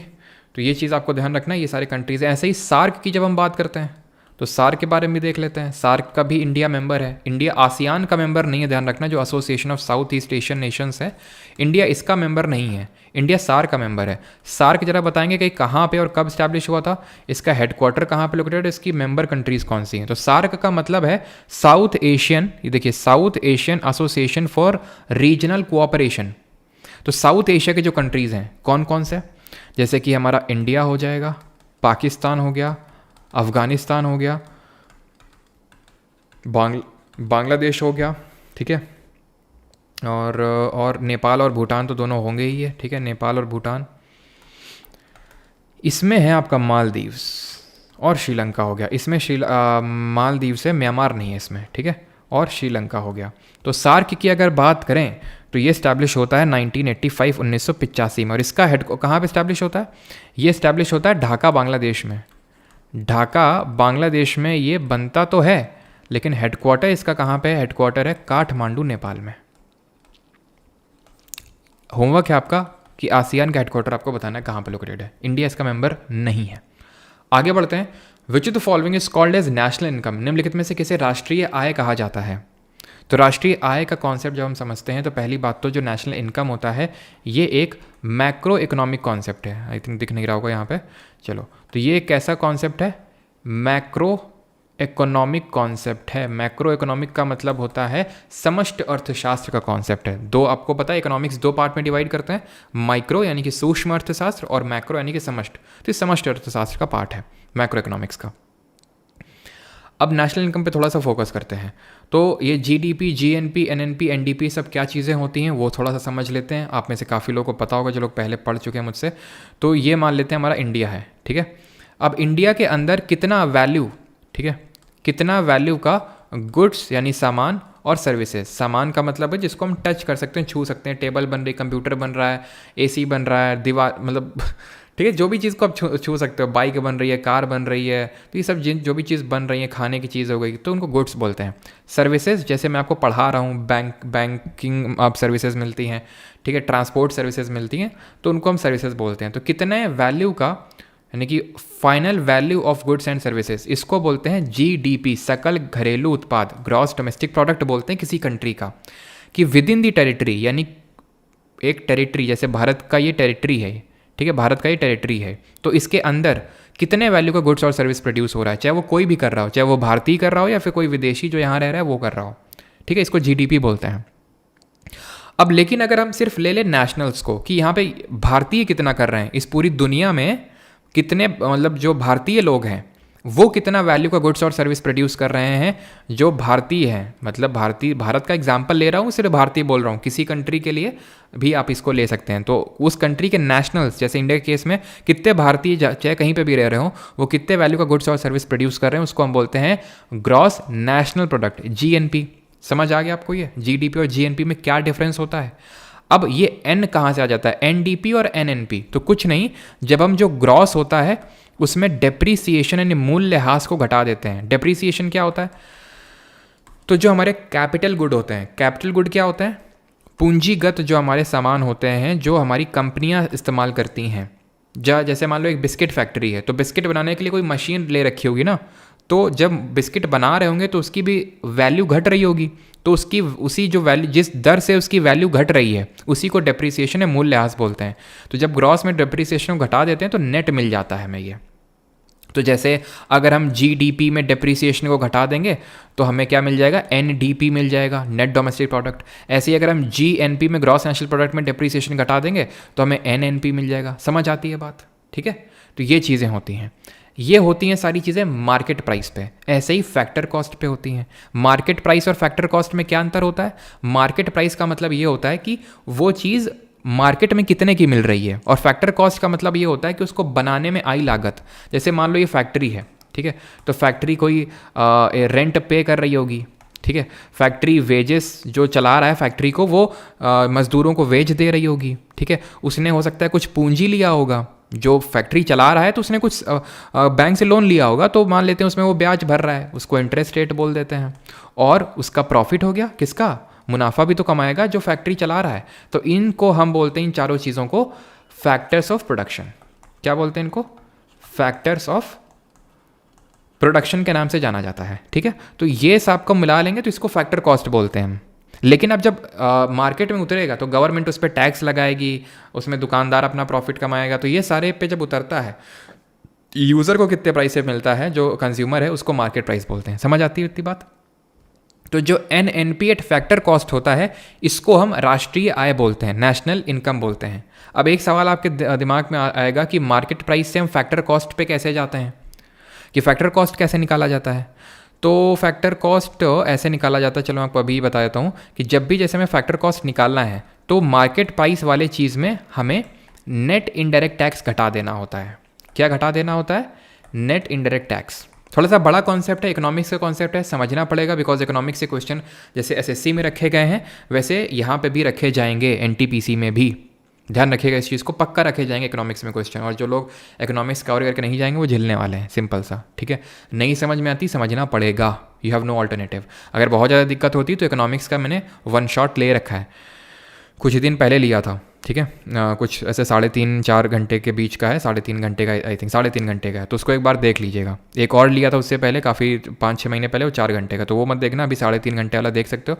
पूरी इकोनॉमिक्स हो जाएगी आपकी, कुछ और बाहर से नहीं पूछेगा एनटीपीसी के एग्जाम में आपके, अगर आपको ज़्यादा दिक्कत होती तो मार्केट प्राइस में नेट इनडायरेक्ट टैक्स को घटा देते हैं। और नेट इनडायरेक्ट टैक्स क्या होता है? नेट इनडायरेक्ट टैक्स होता है इनडायरेक्ट टैक्स माइनस सब्सिडी, ठीक है। तो ये इसको हम इस तरह से लिख सकते हैं, market price minus indirect tax plus subsidy, ठीक है। ये हो जाता है फैक्टर कॉस्ट। तो कुछ भी मुझसे पूछेगा कि तुम निकालो एनएनपी एट फैक्टर कॉस्ट निकाल दो, तो मैं एनएनपी एट फैक्टर कॉस्ट निकालने के लिए क्या करूँगा? मैं एनएनपी उठाऊँगा मार्केट प्राइस वाला, ठीक है, मार्केट प्राइस वाला एनएनपी उठाऊंगा, उसमें ये सेम काम कर दूंगा, इनडायरेक्ट टैक्स घटा के सब्सिडी जोड़ दूंगा, या फिर नेट इनडायरेक्ट टैक्स को घटा दूंगा, सेम बात है, ठीक है। तो फैक्टर कॉस्ट किसी भी चीज़ का निकालना हो, उस चीज़ का मार्केट प्राइस उठाइए और नेट इनडायरेक्ट टैक्स को घटा दीजिए। और कैसे ग्रॉस से नेट पे जाते हैं, तो वो मैंने आपको बता दिया, डिप्रिसिएशन को घटा के जाते हैं, ठीक। आगे बढ़ते हैं। In which year was the second battle of Panipat fought between Akbar and Hemu, यानी अकबर और हेमू के बीच में कब पानीपत की दूसरी लड़ाई लड़ी गई?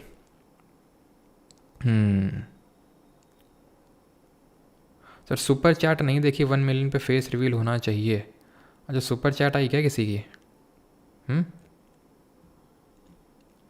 हाँ देखो, ये मतलब जैसे इकोनॉमी से क्वेश्चन आया 500 लोग भाग गए, वाह, ठीक है। अब मैं चाहता था हटा सकता था, मैं अपने फ़ायदे उसके लिए तो नहीं रखा हूँ। अब क्वेश्चन पूछे जाएंगे, वो आपको अगर नहीं समझ में आ रहा, जैसे मैंने बताया आपको समझने पड़ेंगे वो, ठीक है।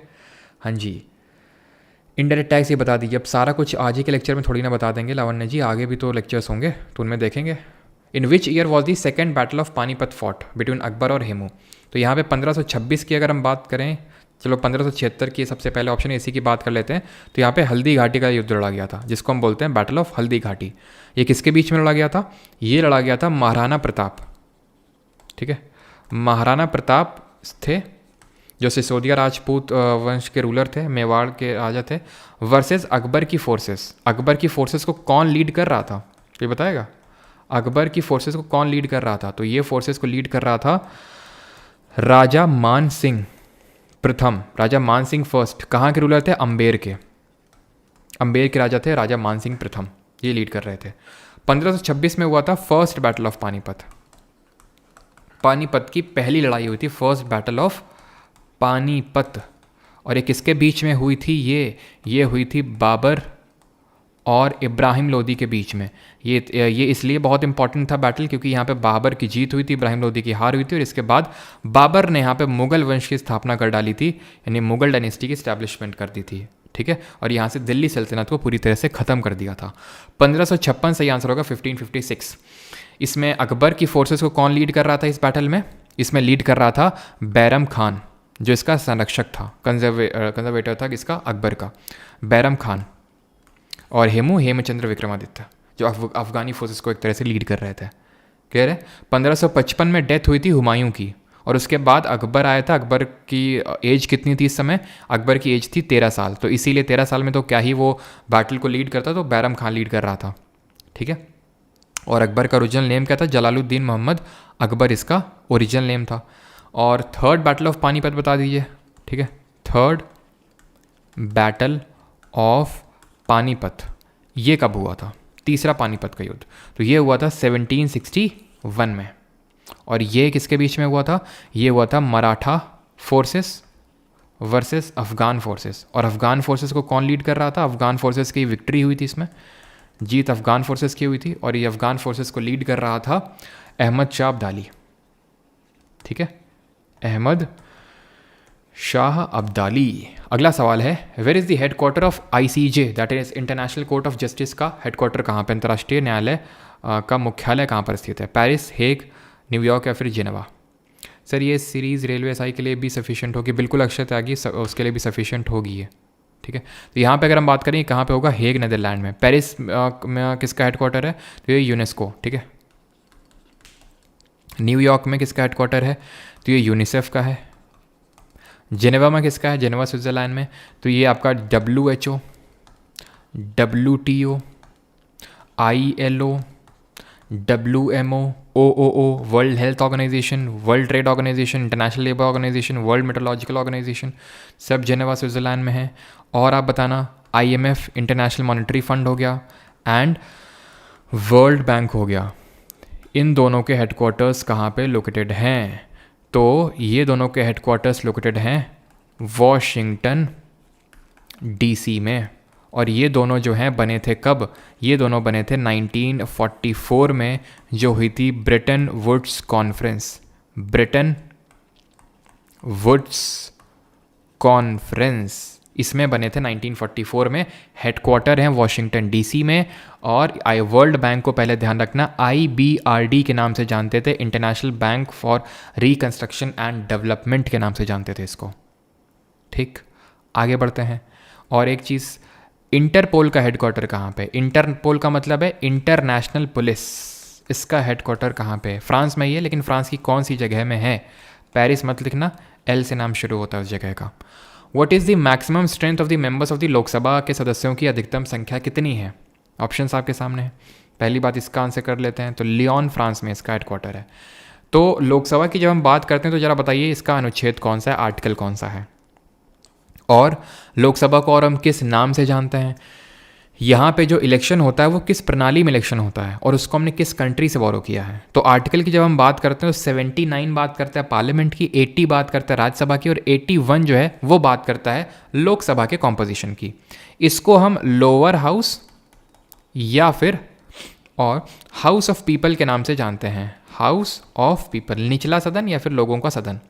लोकसभा की जब हम बात करते हैं तो ये सबसे पहले कॉन्स्टिट्यूट कब हुई थी? और मैंने क्या क्वेश्चन पूछा था, हाँ, कैसे इसमें इलेक्शन होता है? तो पहली बात तो डायरेक्ट इलेक्शन होता है, प्रत्यक्ष चुनाव होते हैं इसमें, जो भी लोग चुने जाते हैं। और first past the post system जो प्रणाली होती है, फर्स्ट पास्ट द पोस्ट प्रणाली के हिसाब से चुनाव होते हैं। ये जो हमने UK के कॉन्स्टिट्यूशन से लिया है। लोकसभा का जो मैक्सिमम टेन्योर होता है वो 5 साल के लिए होता है, लेकिन कौन से केस में लोकसभा का जो टेन्योर है उसको हम एक्सटेंड कर सकते हैं 1 साल के लिए, 1 साल एट अ टाइम। तो कॉन्स्टिट्यूट हुआ था सबसे पहले ये 17 अप्रैल 1952। ये डेट याद रखिएगा, ऐसा नहीं कि सिर्फ ईयर से काम चले, डेट भी याद रखिएगा। 17 अप्रैल 1952 के कॉन्स्टिट्यूट हुआ था। और इसमें जो इसकी जो पहली मीटिंग है वो हुई थी 13 मई 1952 में। और 13 मई 1952 को राज्यसभा जो है कॉन्स्टिट्यूट हुआ था और उसकी पहली मीटिंग हुई थी। तो ये +1 हो सकता है। लोकसभा का जो अधिकतम कार्यकाल होता है वो 5 साल का होता है, और 1 साल एक्सटेंड हो सकता है सिर्फ राष्ट्रीय आपातकाल जब लगी होगी, national emergency, 1 year at a time. यानी कि अगर पार्लियामेंट से क्या है कि स्पेशल मेजोरिटी से रेजोल्यूशन पास करवाना होता है, अगर उसने बोल दिया कि हाँ एक्सटेंड कर लो तो 1 साल हो जाएगा। फिर अगर आपको एक्सटेंड करना है तो फिर 1 साल कर सकते हैं, लेकिन अप्रूवल लेना पड़ेगा और इमरजेंसी लगी हुई होनी चाहिए। अब यहाँ पे तो उत्तर 552 होगा, लेकिन क्योंकि क्वेश्चन पहले पूछा गया था, लेकिन अभी आपको पता है कि 2019 में जो आपका अमेंडमेंट हुआ था 104th कॉन्स्टिट्यूशनल अमेंडमेंट, ये जो संवैधानिक संशोधन हुआ था, कॉन्स्टिट्यूशनल अमेंडमेंट हुआ था, इससे क्या हुआ था कि पार्लियामेंट ने बोला था कि अब से जो 2 एंग्लो इंडियंस को प्रेसिडेंट नॉमिनेट करता है लोकसभा में, अब वो नहीं होगा। 12 मेंबर्स को प्रेसिडेंट राज्यसभा में नॉमिनेट करता है, ये सबको पता होगा, ठीक है। 12 members are nominated by president in Rajya Sabha, ठीक है, इन राज्यसभा। और 2 एंग्लो इंडियन को नॉमिनेट करता था लोकसभा में प्रेसिडेंट, लेकिन अभी इस प्रणाली को ख़त्म कर दिया गया है 104th कॉन्स्टिट्यूशनल अमेंडमेंट से। तो अभी अगर हम बात करें तो कोई एंग्लो इंडियन नहीं है जो नॉमिनेट हुआ हो लोकसभा में। तो अभी अगर करेंटली बात करेंगे तो 550 हो जाएगा मैक्सिमम स्ट्रेंथ। अब ये जो 550 है, इसमें जो 530 हैं वो राज्यों से निकल के आते हैं, दैट इज़ स्टेट से, और जो 20 हैं वो यूटीज़ से, यानी कि केंद्र शासित प्रदेशों से निकल के आते हैं। इतनी सारी चीज़ें आपको लोकसभा और इसके बारे में ध्यान रखनी है। आर्टिकल हो गया, कैसे इलेक्शन होता है, कब कॉन्स्टिट्यूट हुआ था, मैक्सिमम मेंबरशिप कितनी होती है, कब एक्सटेंड हो सकता है, सारी चीज़ें। विच सिख गुरु स्टैब्लिश द खालसा पंथ, किस सिख गुरु ने खालसा पंथ की स्थापना करी थी, ये आपसे क्वेश्चन पूछा है। श्री गुरु नानक देव जी, श्री गुरु गोबिंद सिंह जी, गुरु तेग बहादुर जी, या फिर गुरु हरगोबिंद सिंह जी। आयरलैंड से बोरोड है, क्या चीज़ आयरलैंड से बोरोड है? अच्छा ठीक है, वो नॉमिनेशन वाला, ठीक।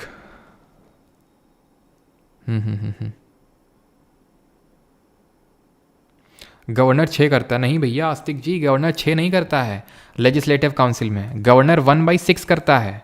1/6 मेंबर जो पूरे लेजिस्लेटिव काउंसिल में पूरे जो लेजिस्लेटिव काउंसिल में जो मेंबर्स जाते हैं उनमें से 1/6 मेंबर्स गवर्नर नॉमिनेट करता है लेजिस्लेटिव काउंसिल विधान परिषद में, ना कि 6 मेंबर। विच सिख गुरु स्टैब्लिश खालसा पंथ?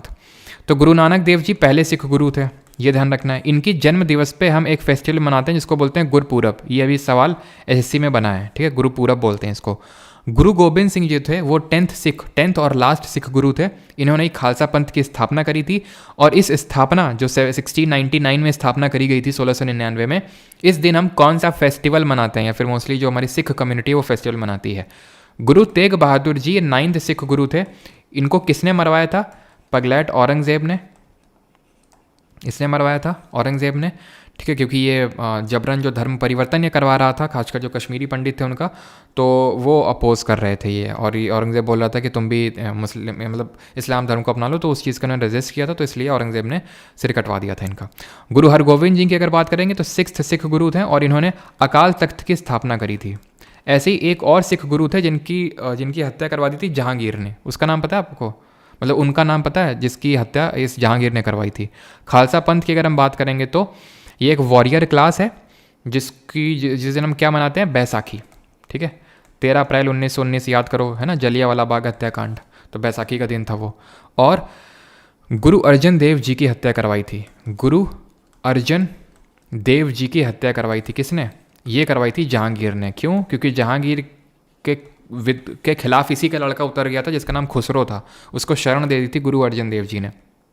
इन्होंने ही गुरु ग्रंथ साहिब की रचना स्टार्ट करी थी, कंपाइल करना स्टार्ट किया था गुरु ग्रंथ साहिब को, और साथ ही साथ इन्होंने ही जो गोल्डन टेम्पल है उसका कंस्ट्रक्शन स्टार्ट करवाया था, गोल्डन टेम्पल। बाद में इसमें गोल्ड प्लेटिंग किसने करवाई थी, कोई बताएगा? Who started the gold plating in this Golden Temple में? Which of the following is not a member of 7 sister states of North East India? में से कौन सा पूर्वोत्तर 7 बहनों में नहीं आता, उत्तर पूर्वी भारत का हिस्सा नहीं है, ये आपको बताना है। तो गोल्ड प्लेटिंग करवाई थी महाराजा रंजीत सिंह जी ने, ठीक है, महाराजा रंजीत सिंह, जो कि शुक्रचर्या मिसल से बिलोंग करते थे, शुक्रचर्या मिसल। बाकी इनके बारे में हम पढ़ेंगे कि इन्होंने एक ट्रीटी साइन करी थी, ट्रीटी ऑफ अमृतसर। ये कब साइन हुई थी जरा बताएंगे? ट्रीटी ऑफ अमृतसर, और किस नदी को एज अ बाउंड्री बनाया गया था इसमें? Not a member of 7 sister, तो 7 जो बहनें हैं हमारी, तो मेघालय आता है, अरुणाचल आता है, त्रिपुरा आता है, बट सिक्किम नहीं है। यहाँ पे आप देखें तो ये सारे हैं, लेकिन ये सिक्किम है आपका। सिक्किम 7 सिस्टर्स में इसको इंक्लूड नहीं करते हैं, इस चीज़ को ध्यान में रखिएगा। और एक चीज़ 1809 में साइन हुई थी, बिल्कुल सही है क्या? 36 में, अच्छा, सिक्किम से एसोसिएटेड, बिल्कुल ये बात मुझे अच्छी लगी कि आप लोग आगे आगे से वो चीज़ बताते रहते हैं, खुद से पार्टिसिपेट करते रहते हैं कि इसके रिगार्डिंग में और का फैक्ट याद कर सकते हैं, ठीक है। तो 1809 में हुई थी, ब्रिटिशर्स के साथ साइन करी थी ट्रीटी ऑफ अमृतसर, और सतलज रिवर को इसमें बाउंड्री बनाया गया था। चलिए, तो यहाँ पे बिल्कुल सही जिसने लिखा कि पहले तो देखना 35th अमेंडमेंट हुआ था 1974 में, जिसके तहत ये एक एसोसिएट स्टेट बना था। क्या बना था? एसोसिएट स्टेट बना था ये। और इसके बाद हुआ था 36th अमेंडमेंट 1975 में, 1975 में, जिसके तहत इसको कंप्लीट स्टेटहुड मिला था। यहाँ पे चोग्याल वंश का शासन हुआ करता था, चोग्याल डायनेस्टी का रूल हुआ करता था, ठीक है।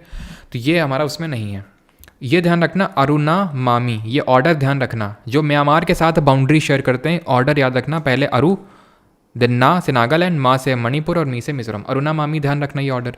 त्रिपुरा एक ऐसा राज्य है जो बांग्लादेश से 3 साइड से घिरा हुआ है, बांग्ला से 3 साइड से घिरा हुआ है। कौन से 2 ऐसे राज्य हैं यहाँ पे, मतलब पूरा जो आपको यहाँ पे दिख रहा है जितने भी राज्य, उनमें से 2 ऐसे राज्य हैं जो 3 देशों से बाउंड्री शेयर करते हैं, उनका नाम बताइए। तो मेघालय कैपिटल क्या है? शिलोंग है, सिक्किम की गैंगटॉक है, अरुणाचल की ईटानगर है, और त्रिपुरा की अगरतला है। सभी को पता है कैपिटल वगैरह तो असम के दिसपुर है। और यहीं पे ही पता है आपको खेलो इंडिया यूनिवर्सिटी गेम्स भी यहीं पे हुए। जब हम इस तरह का क्वेश्चन आएगा तो वहाँ पे देखेंगे करंट अफेयर्स वगैरह में, खेलो इंडिया यूनिवर्सिटी गेम्स सिर्फ मणिपुर को छोड़ के सारी जगह हुए, क्योंकि हमें पता है मणिपुर में वो कुकी वर्सेस मेटी और रिवोल्ट वगैरह चल रहा, तो उसकी वजह से यहाँ पे नहीं करवाए गए। तो यहाँ पे मैंने क्या पूछा था? 2 आपको बताने थे। तो एक तो अरुणाचल है, यहाँ पे चाइना है, ये भूटान है, और ये आपका म्यांमार है। तो चाइना भूटान म्यांमार के साथ शेयर करता है। ये सिक्किम है, ये नेपाल है, ये भूटान है, और ऊपर चाइना। तो ये भी 3 देशों के साथ बाउंड्री शेयर करता है सिक्किम। क्लियर? आगे बढ़ते हैं। Which of the following units is used for measuring the amount of substance. पदार्थ की मात्रा मापने के लिए निम्नलिखित में से कौन सी इकाई का उपयोग किया जाता है? केल्विन, कैंडला, मोल या फिर मीटर? मीटर सबको पता है, it is a unit for measuring the distance. जो हमारी डिस्टेंस होती हैं ऐसे हमारी किलोमीटर भी होती है, लेकिन वो सब पूछता नहीं है, मेन पूछता है लाइट ईयर, ठीक है, प्रकाश वर्ष। ये भी दूरी मापने की इकाई है। जो हमारी सेलेस्टियल डिस्टेंसेस होती हैं, बहुत बड़ी बड़ी डिस्टेंसेस होती हैं, है ना, खगोलीय दूरियां होती हैं, उनको मापते हैं इससे। ऐसे ही होती है पारसेक, ठीक है, पारसेक। पास्कल नहीं होती, पास्कल से प्रेशर मापते हैं, पारसेक होती है, लाइट ईयर से भी बड़ी यूनिट होती है ये। आंसर होगा मोल। मोल से हम अमाउंट ऑफ सब्सटेंस को मापते हैं, और एक मोल में कितनी नंबर ऑफ चीज़ें होती हैं? वो होती हैं 6.022 इंटू 10⁻23। इतने नंबर ऑफ चीज़ें होती हैं जब हम बोलते हैं किसी मोल में। इसी को हम बोलते हैं क्या? इसी को बोलते हैं एवोगाड्रो नंबर, एवोगाड्रो संख्या बोलते हैं। केल्विन क्या होती है? केल्विन टेम्परेचर मापते हैं। इसी तरह डिग्री सेल्सियस भी होता है, फ़ारेनहाइट भी होता है। डिग्री सेल्सियस में जब हम 273 जोड़ देते हैं तो हमें केल्विन मिल जाता है। अच्छा, डिग्री सेल्स कौन सी ऐसी वैल्यू होती है जिसमें डिग्री सेल्सियस और फ़ारेनहाइट की जो स्केल्स हैं वो सेम वैल्यू शो करती हैं? कैंडला जो है वो ल्यूमिनस इंटेंसिटी, ठीक है, ज्योति फ्लक्स, ये इससे मापा जाता है, ल्यूमिनस इंटेंसिटी, ठीक है। एवोगाड्रो सबका सही है। तो यहाँ पे ध्यान रखना कि जो फ़ारेनहाइट होता है और डिग्री सेल्सियस, उनके बीच में क्या रिलेशन होता है? तो 9/5 + 32। तो यहाँ पे अगर आप -40 रखेंगे तो आपको सेम वैल्यू निकल के आएगी, यानी -40 5 8, हाँ, तो -40 डिग्री सेल्सियस पे दोनों सेम वैल्यू शो करते हैं। आगे बढ़ें, और एक चीज़ का यहाँ पे यूनिट आप बता देंगे, केल्विन वेल्विन हो गया, कि एम्पियर किसकी यूनिट होती है? Ampere is used for measuring what? बस एम्पियर बता दो अब, ठीक है। 26, सेरीकल्चर किससे एसोसिएटेड है आपका? Growing of fruit, production of jute, rearing of silk form या फिर रियरिंग ऑफ हनी बीस? जोया सर एसएससी के एक्सपेक्टेड क्वेश्चन की क्लास अब नहीं चलेगी क्या दिव्या त्रिपाठी जी? कल रहेगी आपकी जी एसएससी की एक्सपेक्टेड क्लास। कल एनटीपीसीएल ही नहीं होगी, एनटीपीसीएल अपनी सारी चीज़ें रिवाइज करेंगे, कल एसएससी वाली होगी। सेरीकल्चर तो ये होगा आपका सिल्क वॉर्म से, ठीक है। ध्यान रखना, सिल्वी कल्चर से कंफ्यूज मत कर देना। सिल्वी कल्चर सिल्क से एसोसिएटेड नहीं है। सिल्वी कल्चर किससे एसोसिएटेड है? ये फॉरेस्ट से एसोसिएटेड है, ठीक है। फॉरेस्ट का जो ग्रो करना, इसको बोलते हैं सिल्वी कल्चर। अच्छा, एक फॉरेस्ट को अर्बन जो इलाके होते हैं, शहरी इलाकों में, वहाँ पे फॉरेस्ट को ग्रो करने की टेक्निक को मियावाकी टेक्निक बोलते हैं।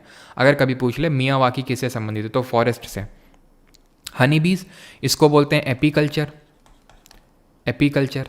अच्छा, फिशेस की रियरिंग को क्या, कौन सा कल्चर बोलते हैं? जो हम गार्डनिंग वगैरह करते हैं, गार्डनिंग मतलब गार्डन में फ्रूट्स एंड फ्लावर्स ये सब लगा दिए, उसको क्या बोलते हैं?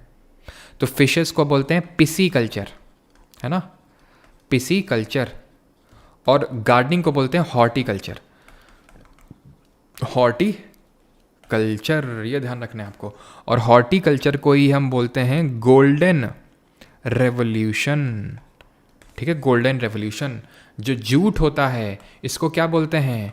Golden fibre. सिल्वर फाइबर किसको बोलते हैं? गोल्डन फाइबर बोलते हैं इसको। जो जूट होता है इसका सबसे बड़ा प्रोड्यूसर कौन सा है, कंट्री है? तो प्रोड्यूसर सबसे बड़ा भारत है, इंडिया। और इंडिया में भी कौन सा राज्य है, कौन सा स्टेट है? लेकिन जब निर्यातक की बात आ जाएगी, एक्सपोर्टर, तो एक्सपोर्टर है बांग्लादेश। और पहली जो इंडिया में जूट मिल स्टैब्लिश हुई थी वो कहाँ पे हुई थी? ये हुई थी 1855 में। कहाँ पे? रिसरा, वेस्ट बंगाल में हुई थी ये। रिसरा वेस्ट बंगाल में जो हुई थी, जिसको हम एक्लैंड मिल के नाम से जानते हैं। जूट मिल की बात हो रही है यहाँ पे, ठीक। और इंडिया में वेस्ट बंगाल टॉप नंबर पे आता है। गोल्डन रेवोल्यूशन ना सिर्फ हॉर्टिकल्चर से बल्कि हनी प्रोडक्शन से भी, हनी से भी एसोसिएटेड है, शहद से भी एसोसिएटेड है, ये भी ध्यान रखिएगा। क्लियर? और कुछ यहाँ पे नहीं, आगे बढ़ते हैं, ठीक है। एम्पियर की अगर बात करेंगे तो ये करंट को मेजर करने की यूनिट होती है। 27th, which of the following shows a symbiotic relationship? Symbiotic relationship का मतलब क्या होता है? कि तुम हमारी हेल्प करो, हम तुम्हारी हेल्प करेंगे, मिल के रहेंगे दोनों लोग। ये होता है सिम्बायोटिक रिलेशनशिप। ये देखने को मिलती है फ्यूनेरिया में नहीं। फ्यूनेरिया को ध्यान रखना, हम मॉजेस के नाम से भी जानते हैं। और ये किस फाइलम से बिलोंग करता है? प्लांट किंगडम के कौन से फाइलम से बिलोंग करता है? तो ये बिलोंग करता है ब्रायोफाइटा से। अभी मैं ज़्यादा डेप्थ में नहीं आपके जा रहा हूँ, बिकॉज प्लांट किंगडम हम अलग से पढ़ेंगे जब साइंस का क्वेश्चन आएगा, तो प्लांट किंगडम वहाँ पे बताऊंगा। अगर आपको पता है ब्रायोफाइटा क्या होता है तो ठीक है। ब्रायोफाइटा को हम एम्फीबियंस ऑफ प्लांट किंगडम बोलते हैं, यानी पादप जगत का उभयचर बोलते हैं, ठीक है। एम्फीबियंस ऑफ प्लांट किंगडम कहा जाता है इनको। मॉजेस फ्यूनेरिया वही बात होती है। इसके अलावा जो मर्चेंटिया होता है वो भी इसका एग्जाम्पल होता है, मर्चेंटिया। ठीक है, और क्या एग्जाम्पल हो जाएगा? और हो जाएगा इसका एग्जाम्पल BMW। हम लोगों ने किस तरह से पढ़ा था कि रिंकिया के पापा चलाते हैं, रिक्किया। ठीक है, और हॉर्न बहुत मारते हैं BMW में, हॉर्न वर्ट। लिवर खराब हो जाता है उनका तो लिवर वर्ट। ठीक है, यूलोथ्रिक्स क्या होता है? ये एक तरह का हरा शैवाल होता है, ग्रीन एल्गे होता है। ग्रीन एल्गे में हमारा यूलोथ्रिक्स के अलावा उल्वा आता है, चारा आता है।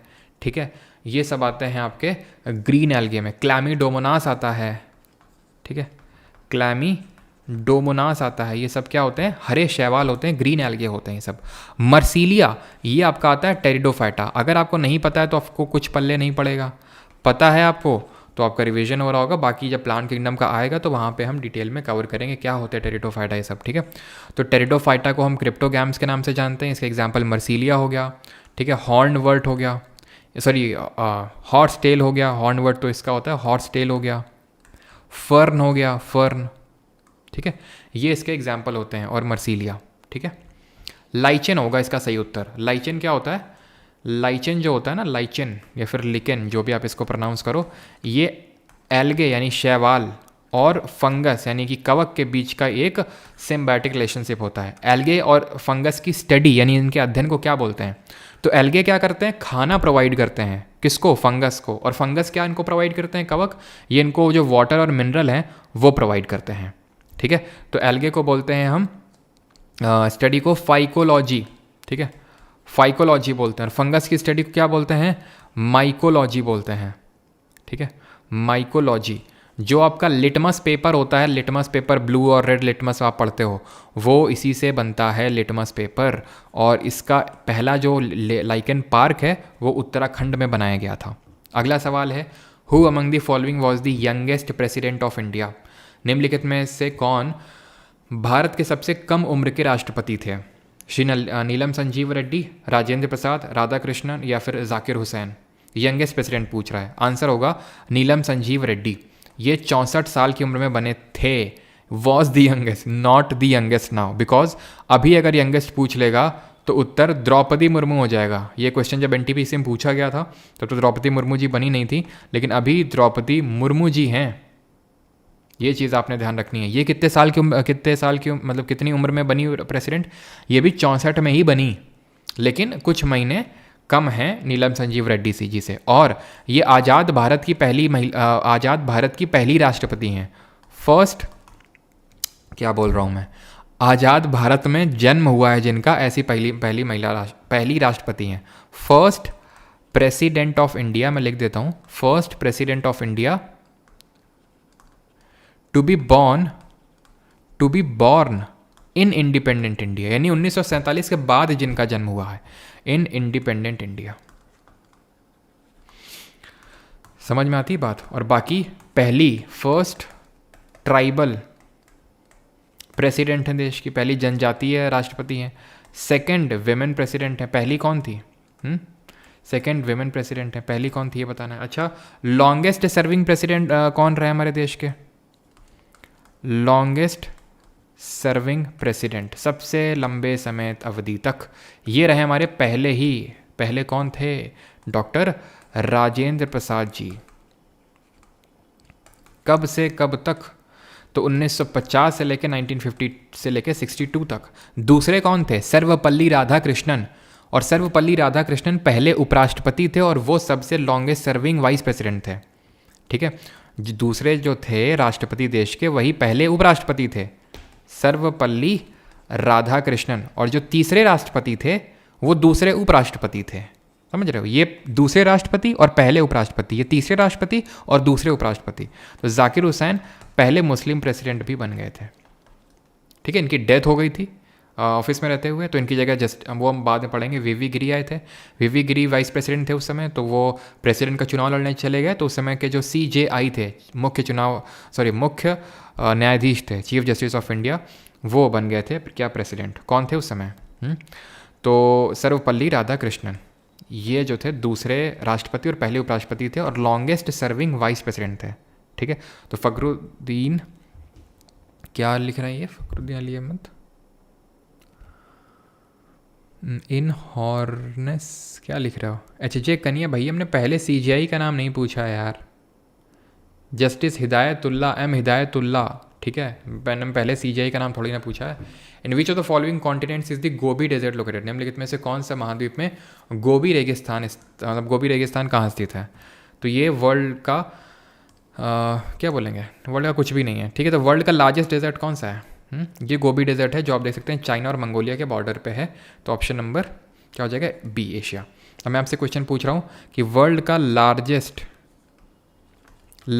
डेजर्ट कौन सा है वर्ल्ड का? तो वर्ल्ड का लार्जेस्ट डेजर्ट पता है कौन सा है? ये है एंटार्क्टिका। लेकिन ये कोल्ड डेजर्ट है। लेकिन अगर वार्म डेजर्ट पूछेगा वर्ल्ड का सबसे बड़ा, तो सहारा डेजर्ट है, जो कहाँ पड़ता है? अफ्रीका में ही है।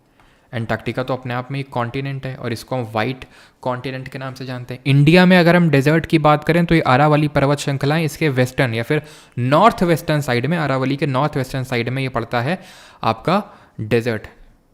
किस नाम से जानते हैं इसको हम? Great Indian Desert. ऐसे ही यहाँ लद्दाख डेजर्ट है, जो कि कोल्ड डेजर्ट है। भारत में सिर्फ एक ही कोल्ड डेजर्ट है और एक ही वार्म डेजर्ट है। एक तो ये ग्रेट इंडियन डेजर्ट है और ये कोल्ड डेजर्ट है लद्दाख में, ठीक। और देखते हैं आज का आखिरी सवाल, ये रहा आपकी स्क्रीन पे।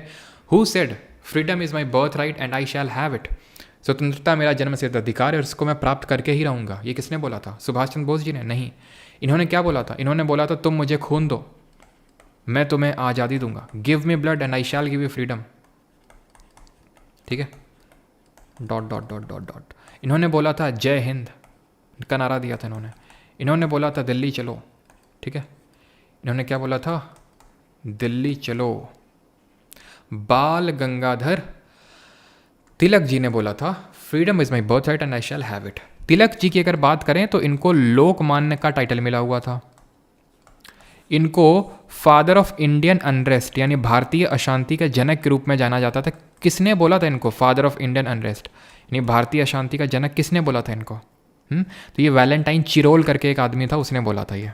इसकी वजह से इनको जेल भी हुई थी। इनके दो न्यूज़पेपर चलते थे जिन्होंने इंट्रोड्यूस किए थे, मराठा और केसरी। किस लैंग्वेज में थे? इन्होंने होम रूल लीग की स्थापना करी थी। कब करी थी जरा बताएंगे? Home Rule League. इन्होंने एक किताब लिखी थी जिसको हम जानते हैं Arctic Home to Vedas, Arctic Home to Vedas. और इन्होंने गणपति और शिवाजी फेस्टिवल की शुरुआत करी थी। कब? गणपति और शिवाजी फेस्टिवल की शुरुआत करी थी इन्होंने। डायरेक्टली पूछता है किसने शुरुआत करी थी, तो आप क्या बोलेंगे? तिलक जी ने करी थी।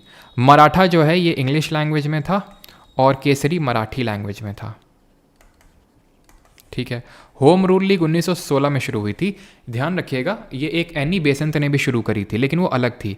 ये इनका जो हेडक्वार्टर था होम रूल लीग का वो पुणे में था और उनका जो हेडक्वार्टर था वो मद्रास में था। आर्कटिक होम टू वेदास किताब लिखी थी और गणपति और शिवाजी जो फेस्टिवल है ये 1890s के टाइम पे स्टार्ट किए थे, ठीक है। 1890s जैसे 94 के टाइम पे ऐसा कुछ, ठीक है। 93 94 के टाइम पे उन्होंने स्टार्ट किए थे ये, ठीक है। Ganpati and Shivaji festival. And आज सेशन एंड से है। एक क्वेश्चन मैं आपके लिए देता हूँ, ठीक है। होमवर्क आपके लिए क्वेश्चन हो जाएगा, HW लिख लो, ठीक है। And that is who was the founder of CPI party.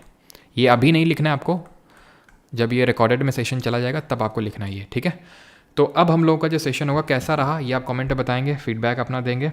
बाकी हम लोग की जो क्लास होगी वो 18th यानी वेडनेसडे को होगी। तो कल इस टाइम पे क्या क्लास होगी वो मैं सुबह आपको बताऊंगा, स्टेनो, MTS और GD के लिए, ठीक है।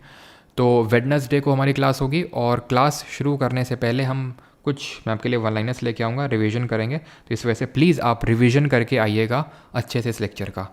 ये आप यकीन मान के चलिए, आप बस रेगुलर रहिए। सारा पोर्शन चाहे वो history, geography, polity, economics, science, computer, सब कुछ मैं आपको करवा दूँगा, ठीक है। Thank you to everyone. GS top 30 question day 2 video is unavailable, ऐसा है क्या? सेजल यादव। तो सर क्वेश्चन नंबर का आंसर सही बोले थे पर गलती से आपने A टिक कर दिया। कौन सा क्वेश्चन नंबर? तो नीरज आप लिखे ही नहीं।